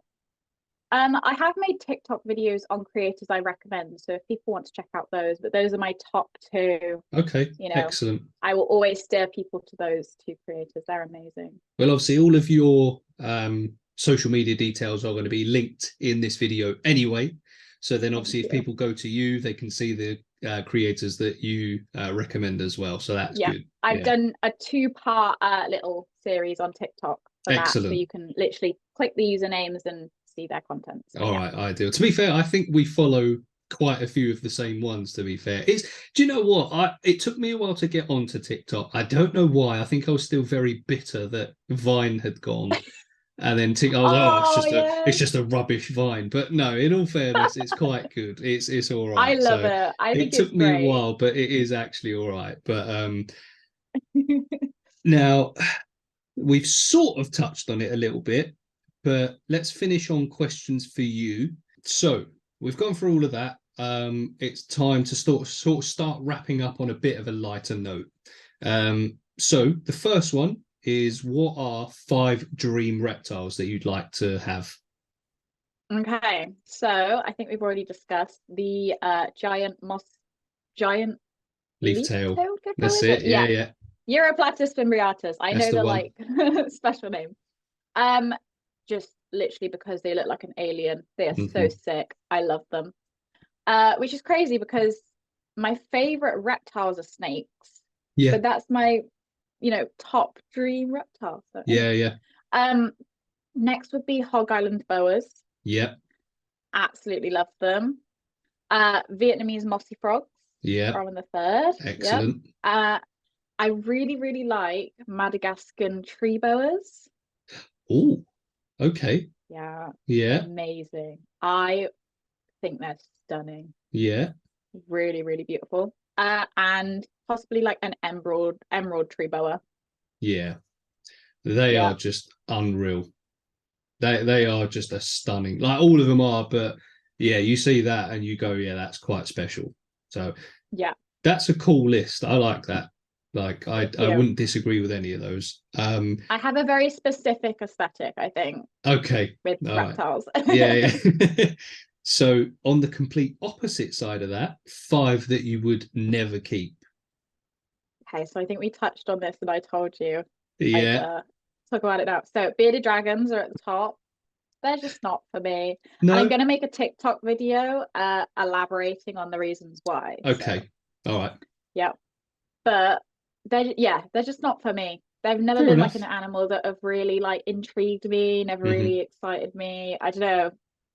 I just find them a bit like not matching my aesthetic or Fair enough. even just their personalities. I'm a bit like, a bit boring. But I love, bearded dragons, but they're just Yeah, not for yeah, me. but That's they're all not it for is. you. But you know what? It's funny you say that because I know what you're saying, and had I not had any, I'd probably agree.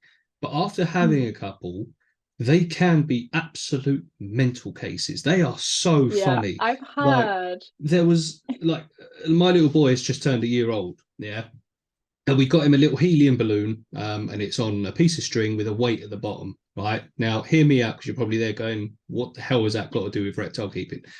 Her lights had switched off. It had gone past 6 o'clock, so she was sort of still half awake. All I did was pick this balloon up and go to move it to the other side of the room. I don't know what she thought she saw, but all of a sudden, bang! She's at the glass, just looking at this weight at the bottom of the floor, and I was like, right, shouldn't you be in bed? And she's just staring at it. I was like, I'm going to move that out of the way. And as I moved it, she just shot across, just trying to follow the weight for the balloon.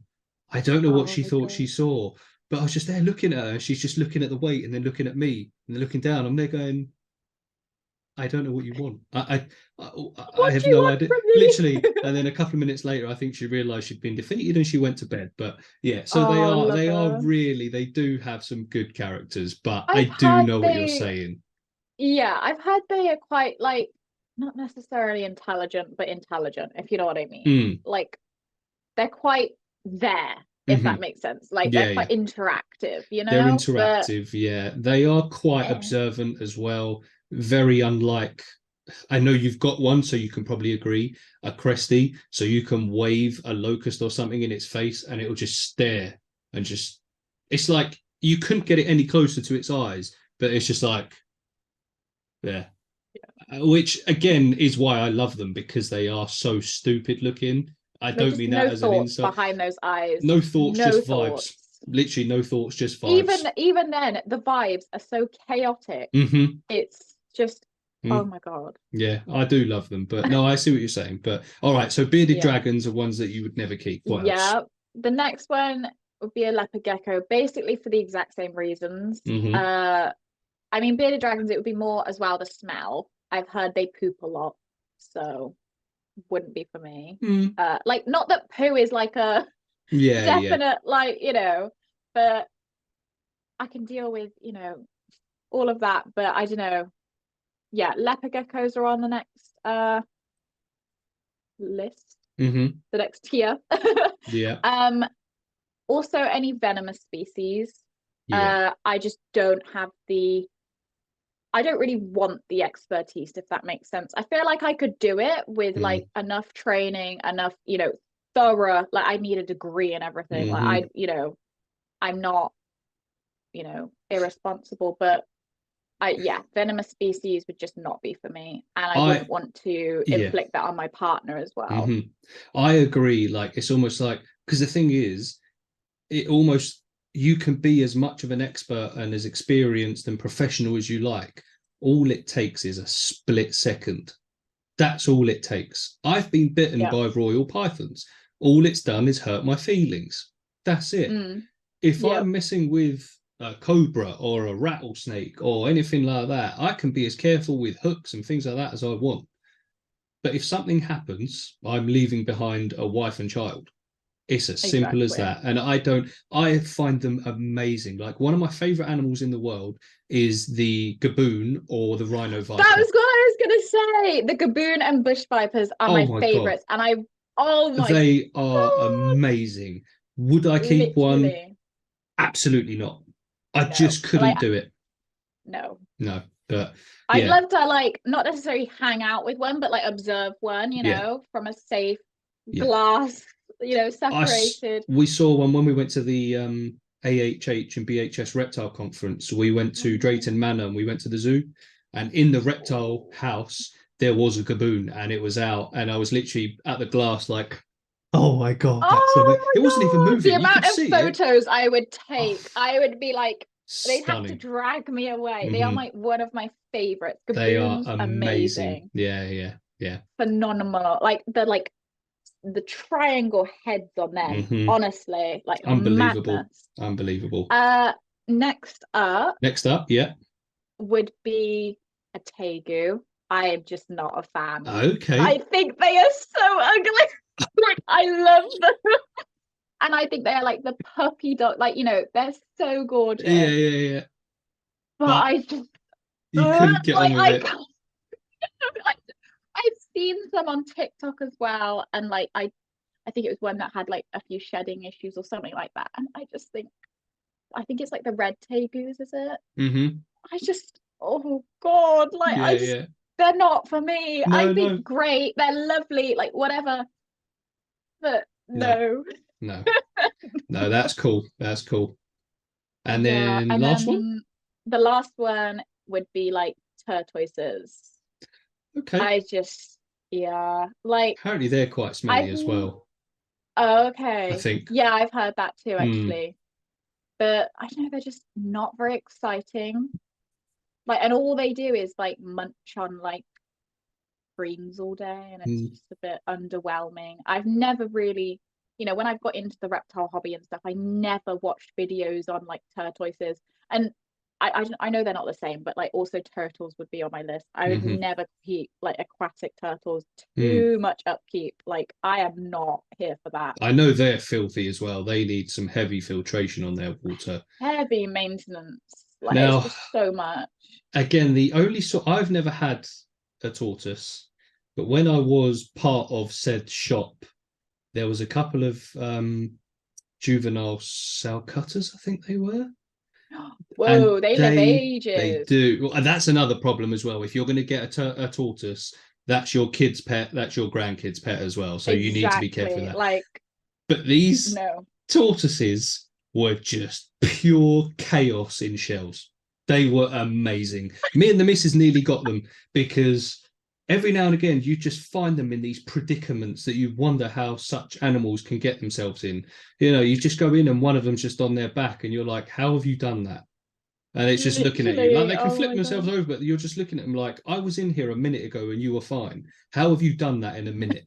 And then it's like you open the cage door and they know what that meant. Like, because we used to keep them in the back. I know you've got the obviously open top ones, but we had them in an enclosure. The second they hear that glass open, you see them stomping out because they know that you're getting fed a big bunch of greens and they will climb over each other to get, even though the pile of greens is that big, one of them will go, but you're having the bit that I wanted. And they're just there and they are chaos and Yeah. we adored it. I don't know what it Oh, was, but that's great. we were this close to just going, yeah, all right, we'll have them. But we didn't. But we did. Maybe in the future, but Do probably you not. regret it? Or like you sound almost like you Ah, regret it, but like you're not sure if you regret it. I think that's the best way of going about it. I think I regret it, but I'm not sure because the thing is, like I say, that would be my son's pet, or if we have another child, that'd be our kids' pets, and that would be our grandkids' pets Yeah. if our kids decide to have kids. But that's a whole other thing. Yeah. We won't get into that, otherwise we will be here all night. Um, so yes and no, like they were pure chaos Yeah. and I adored them, but Oh, maybe it was right we didn't, and maybe in the future we'll get yeah. some. But Yeah. all right, those were two interesting lists, very interesting. Yeah. And anyone watching and listening to this, please feel free to agree or disagree, or let us know what you Yep. think of George's selections, like the dream and the ones you'd never keep, because it would be interesting. But no, that's cool. So let's finish off before we start wrapping up. Have you got any questions for me? I do, Andrew. I All do. right, let's have So them.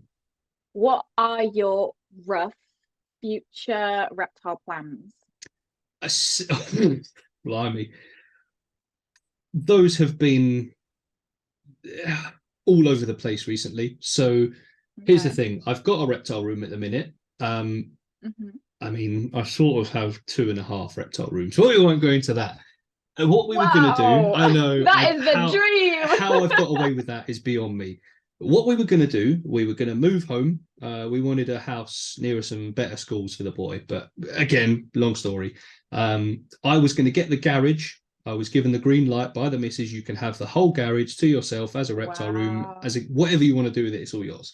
So the plan was that basically I was going to build a giant monitor enclosure for Ragnar and possible mate. I was going to build vivs for the royal pythons I keep. I was going to build bigger enclosures for every animal I've got, and then some. So my next sort of dream Amazing. animal, I don't know when this will happen now because we're not moving anymore, is I Okay. really, really, really want a Brazilian rainbow boa.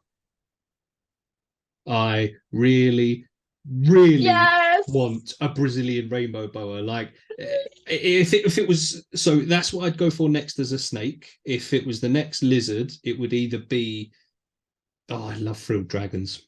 I'd love a frilled dragon. Oh, Oh, okay. I adore them. The missus finds them a bit creepy, but I love them.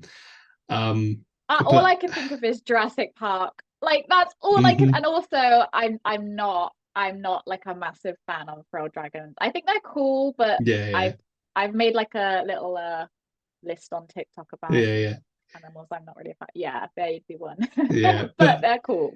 to answer your question, at the minute, it's a case of downsizing the amount of royals I've got, upgrading the enclosures for the ones that I keep. I don't want to say unfortunately, because these are animals. Unfortunately, I've got one, possibly two more clutches of eggs ever. Because obviously I bred them before I decided I was getting rid of the rack. Baby snakes are cute. I literally cannot. I know I shouldn't. Very No, cute. but that first clutch we ever hatched out, it was a rush. All right. I've got 5 eggs in Yeah. an incubator, and I'm like, I know I shouldn't, but they're so cute. It's like, oh God. But the plan is to stop breeding after these two clutches have hatched and gone. And that's about it. At the minute, I'm focusing more on the animals I have as opposed to any animals that I want. Basically, I want everyone up to speed. I want everyone on overhead heat, UVB, lighting. Basically, I want everyone to be top notch before I go in to get anything else, basically. Yeah, that's a really, really good like plan to have, I think. Yeah. That's really, really like responsible as well. Um, Another question I have is roughly how many reptiles do you keep in total? Oh, blimey.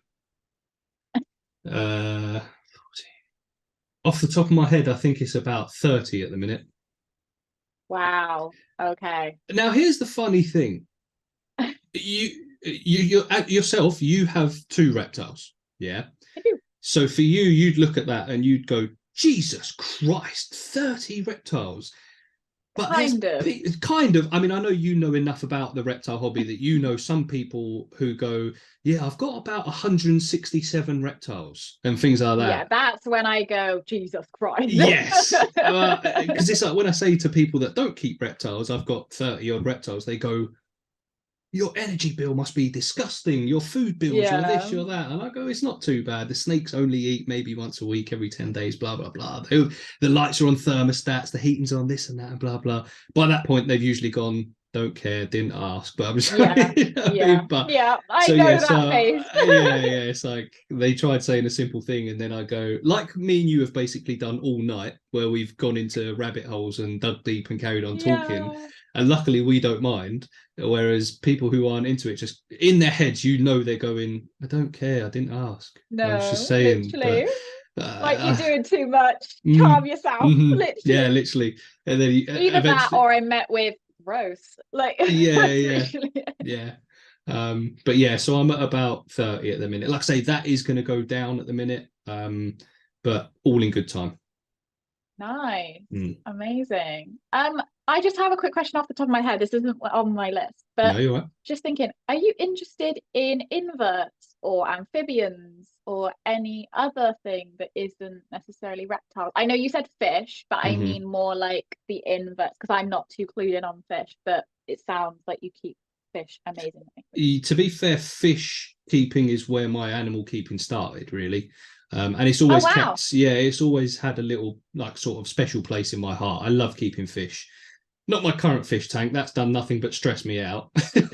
But Okay. that's a whole nother story. But I've always liked keeping fish. Yes, I do really like inverts. I tell you one thing I would love, and I'm still sort of Go, go, working go. on. I'm still working on it at the minute. I really, really, really want a jumping spider. Oh, yes, my friends have those. Oh I my God. adore them. Now, my Adorable. missus still isn't quite convinced about pet spiders. Oh, All right. I get it. Even Okay, she sort of fair. sees them and goes, maybe. If I said to her I want to keep a red knee tarantula, she'd punch me in the back of the head, I reckon.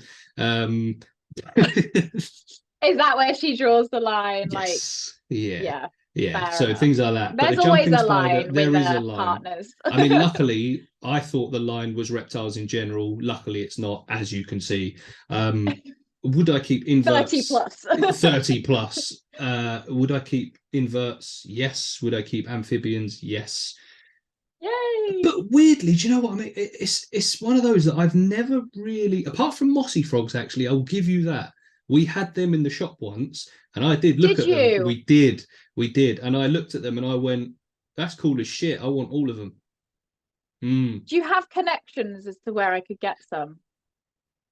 I don't that I know of. Now, Okay. if you I've are been really trying to interested, look I for some. could possibly put some feelers out. To be fair, possibly. I can't promise anything, but I could try and put some feelers out, You've maybe. given me hope. That's all I Yes, need. we'll see. But yeah, we did. We used to have them in the shop, so it Oh is my doable God. for sure. But I did look at That's those and I went, amazing. "That's cool." I do quite like the Wow. frogs. Inverts. I find They're them more display, fascinating. aren't they? They I are more think that's the display, thing. very much so. Yeah. They do intrigue me. Would I keep them? Yes, probably. But like I say, at the minute, I really need to just get on to a level with my Yeah. reptiles at the No, I minute. get So, you. but I'm really looking into rubber ducky isopods. Have oh, you they seen are those? sweet. Yes, Aren't they they? are I'm going to unbelievable. an invert show, Taunton or something. When is The that? Because invert that's show. near me ish. Is it? It is. Okay, so there's one in June, one in September, but I think me and my friends are planning to go like next year. But Okay. if you're down, you can come and meet us there because I think a big group of us are like planning to meet that are all like TikTok creators and stuff. Because there's someone. Which one's? I think you might follow her as well. Pip and Friends. Yes, that's who I'm going with. Yes. I've already Nay sort of is spoke. Yes, amazing. I I've love already sort of Nay. spoken to her as well, because I saw she put it up on TikTok, and I even said, "Is this an Yes, annual thing?" And she yes. said, "Yes." That's So another person who I shout out, Pip and Friends on yes, TikTok. Please go yes, follow them. They're I amazing. agree. I agree. All right, sweet. We'll have to sort something out, I reckon, because I would like to go to Yes. that. Yeah, yeah. All right, cool. I We'll do think a me and a few bit of of a the girls collab. were gonna like, yes, Yeah, me and the yeah. girls were gonna like share like a hotel room and stuff. Like it would be so cool. Yes, I Oh, can't so it'd wait. be Oh my like a God. full-on girls' trip. Excellent. Yes, Oh, and you can cool. come. Oh my God. Yeah. Yes. Well, Well, Taunton, I that think, is is only about 45 minutes to an hour away. So I would definitely meet you guys there for sure. That'd be yes, class. please That'd do. be Oh my God. excellent. Let me know. You need to join the Discord like group chat thing. We've got a massive community on All Discord at right. the minute. Yeah, Yeah, cool. please join. Yeah, yeah. Um, okay. Go on to the questions. I'm sorry. No, you're I all right. know I'm awful. Um, the other thing, what are your current like content goals Ooh. in terms of content creation?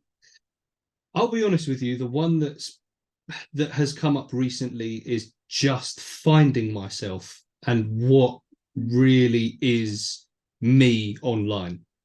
Now, I've Okay. tried a few different things. I remember saying to someone that actually my first ever YouTube video, I had to shoot the intro about 5 times, right? Because what I was doing is I found that I was going, hi YouTube, Andrew here, Reptiles. And then I'd watch it back and I'd go, that's not you, dickhead. That's literally not you. That's someone else. And then I did another one. I was Yeah. like, yeah, what's going on, YouTube? And I was like, oh, that's even fucking worse.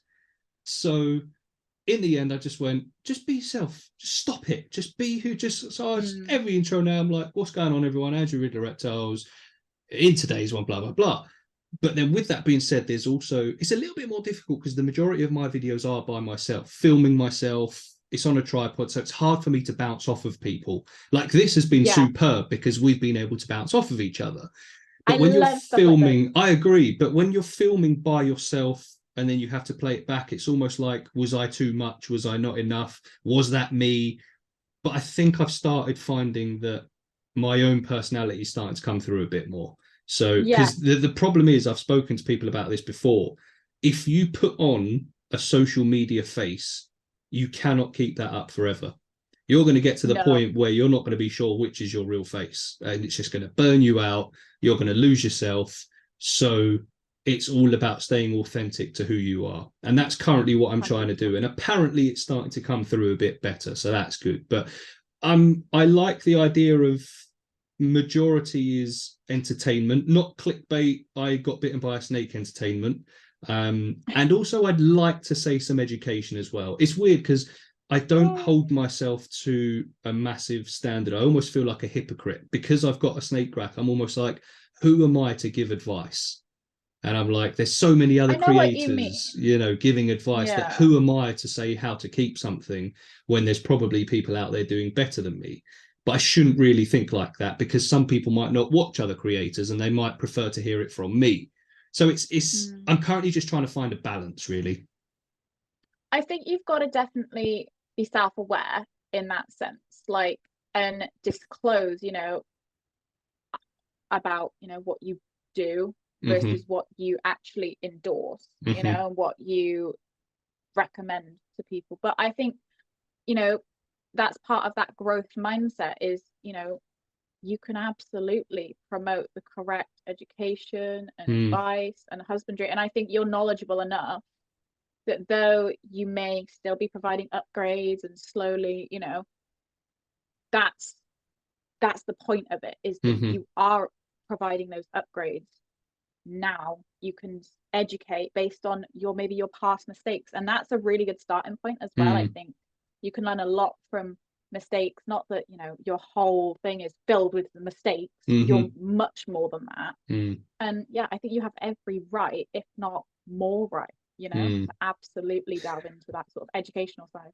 The positive thing for me as well is I've started surrounding myself with more people who are like yourself. You're pro animal husbandry. You'll call people out for doing stupid shit. You'll help people and things like that. So, for example, yourself, Paul's Monitors, Mr. Will Exotic, Longfield Reptiles and Aquatics. There's quite a few of them, and I've started surrounding myself with these people that do it for the animals and not for themselves. And that's what I've needed, because it's not that I've looked for the people that are doing it almost for the monetization and things like that, but that just happens to be who I've found. And then the more I've gone away from that and I've started realizing actually that's not it. I've never been in it for the money.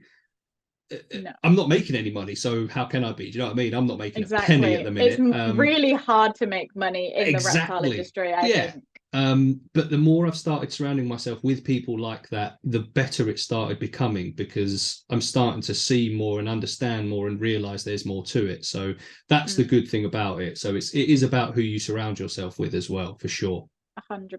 I also want to go back to like what you said about, where you said you feel like you almost have no right, with the rack system thing and providing reptile education. I've been called out before due to my inexperience, that sort of thing, and I don't think just because I keep two, that limits me then to provide information and, not necessarily specific information, but I try and offer general tips on husbandry, like that attitude of bigger is better, or the optimum is what you should be striving to achieve. I don't think and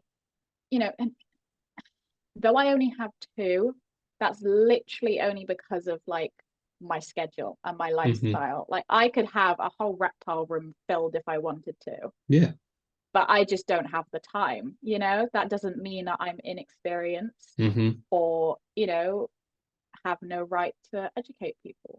I think it means Though I that see where people are coming from completely. what that means is that basically you have 1,000 times better willpower than 90% of us, because I'm going to group myself into it, of the reptile community, because a lot of the time people see something and go, do I have the time and the money for that? Not really, but I'm going to do it anyway. And I cannot help myself. Now, don't Yeah. get me wrong, this isn't me saying if you see something, go get it, buy it, bring it home from an expo. But sometimes people's, and I am guilty of this, sometimes people's willpower lets them down. So the fact that you have only got two, I would count as a positive, because you're basically saying, listen, you don't have to have them all. You can enjoy the reptile hobby Yeah.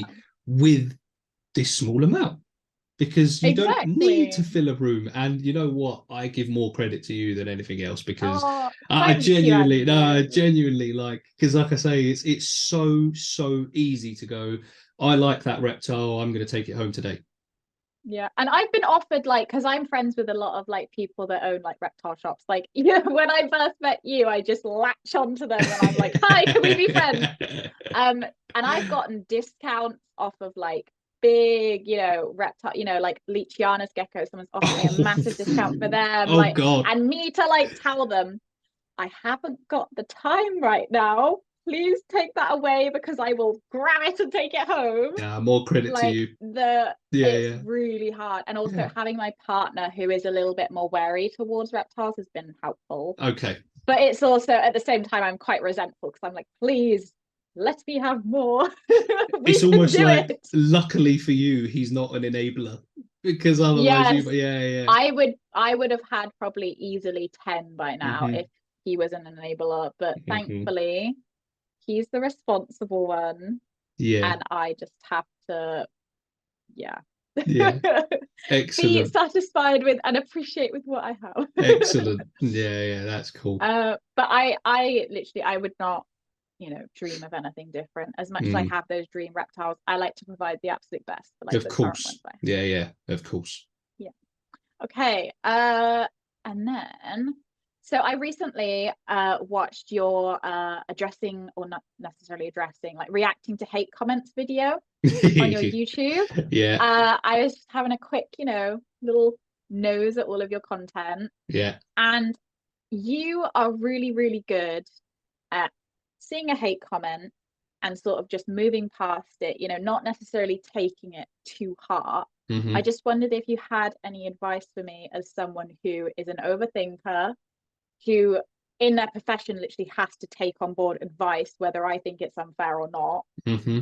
or at least address it. You know, I just take anything to heart and I'm awful for that. It affects my confidence, it affects everything. Hmm. What advice do you have for someone who has actually been experiencing quite a few hate comments recently?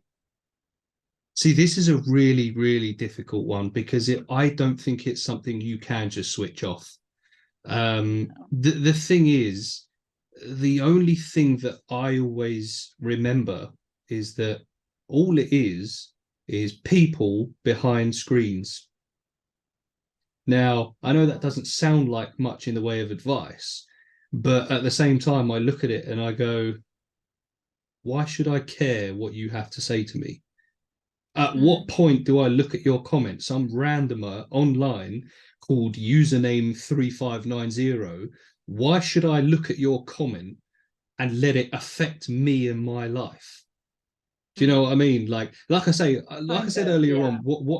what helps me is the fact that I've been part of the trade industry, and you have to have a thick skin. That has helped. But it's always the best thing to do is almost use it to your advantage. Now, Yeah. I'm into my shit housing as well. Now, sometimes it's a bit more difficult, especially in your profession as well. You can't really shit house in your profession.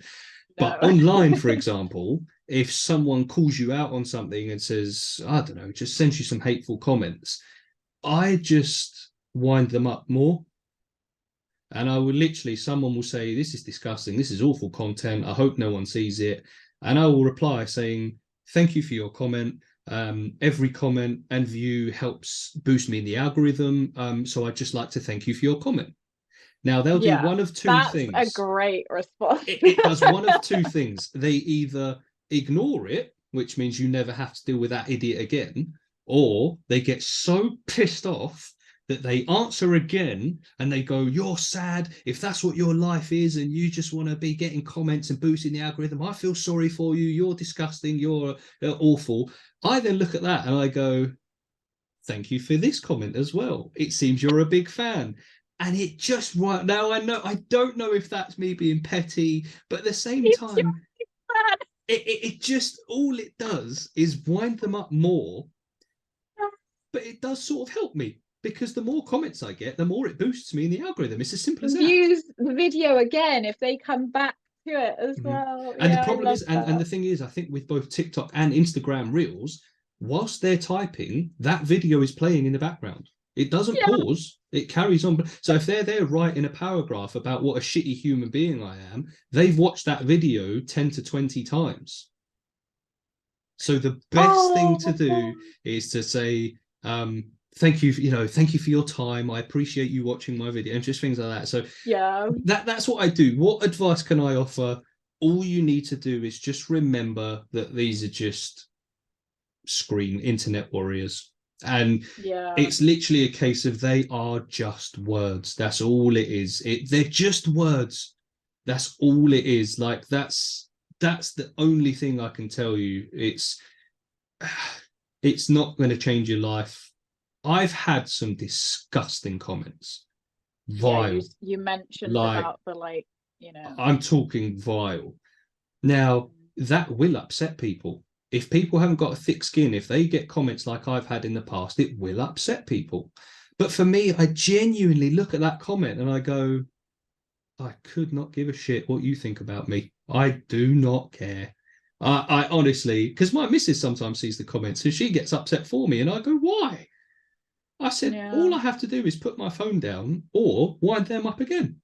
And and that's it. So the only advice I can give you is just remember that they are just words, and that if it shouldn't hurt you as a person, the things that people say, because a lot of the time people do it out of fear, they do it out of anger, they do it out of jealousy. So a lot of the time it's almost like you've got to sort of have a sympathetic ear of, this person is probably having a shitty day, they're taking it out on me. So you can either wind them up or just go, nah, delete, report, block, whatever you want to do. But just remember, they are just words. That's all they are.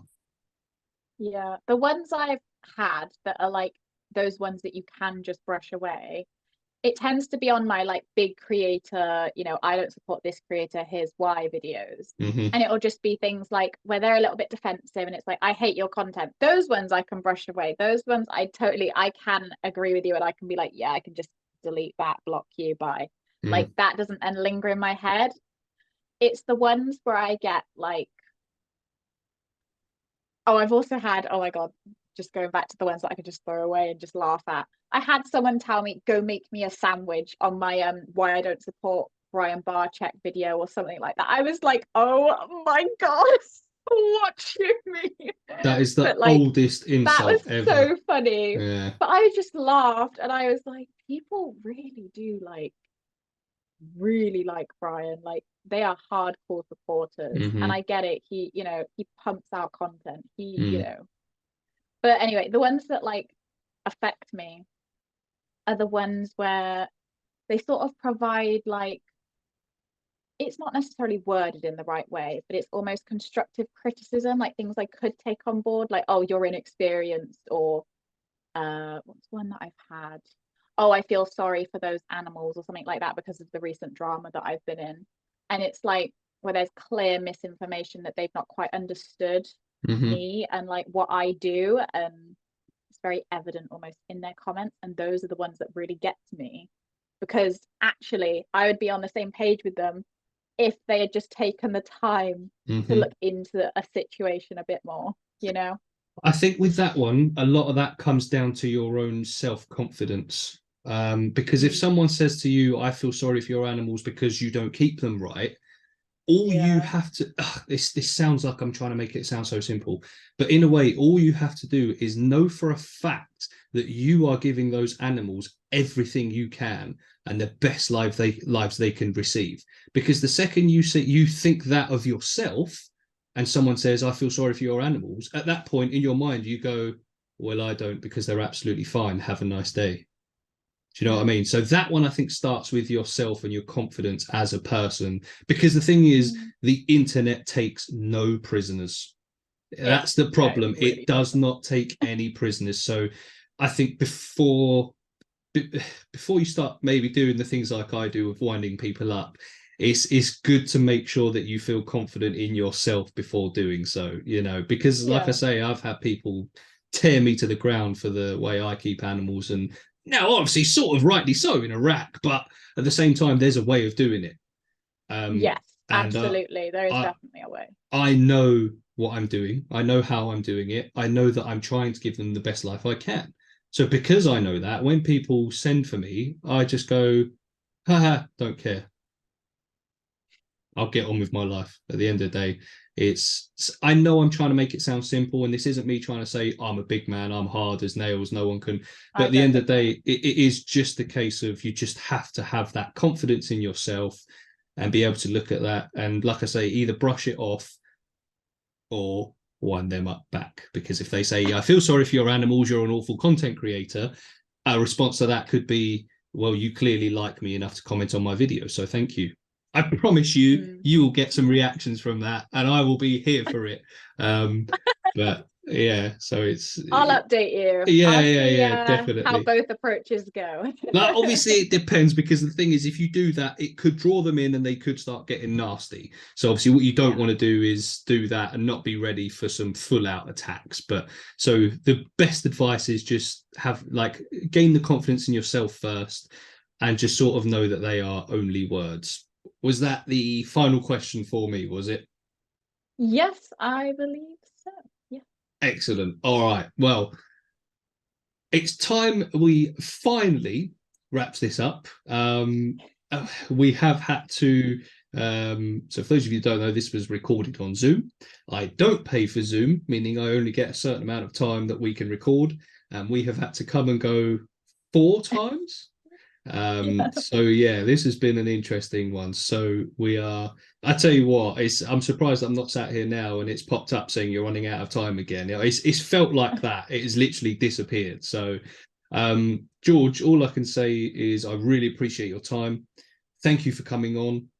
Obviously you've been very open, as I knew you would be anyway, because it's what you do.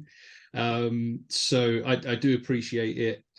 It's been great having you. You're obviously the first guest on this podcast. Yeah, all I can do is say thank you, and I hope you've enjoyed yourself as well. I really, really have. This has been amazing. And Excellent. If you ever want a guest to come back, I will be more than happy to come back and film more episodes. Excellent. No, that's always good to know, because like I say, it's good, because the good thing with our hobby is things are always changing. There is always new stuff to talk about. There's new things going on. So, and I'm sure there was probably about 50 other topics that we could have covered in this anyway.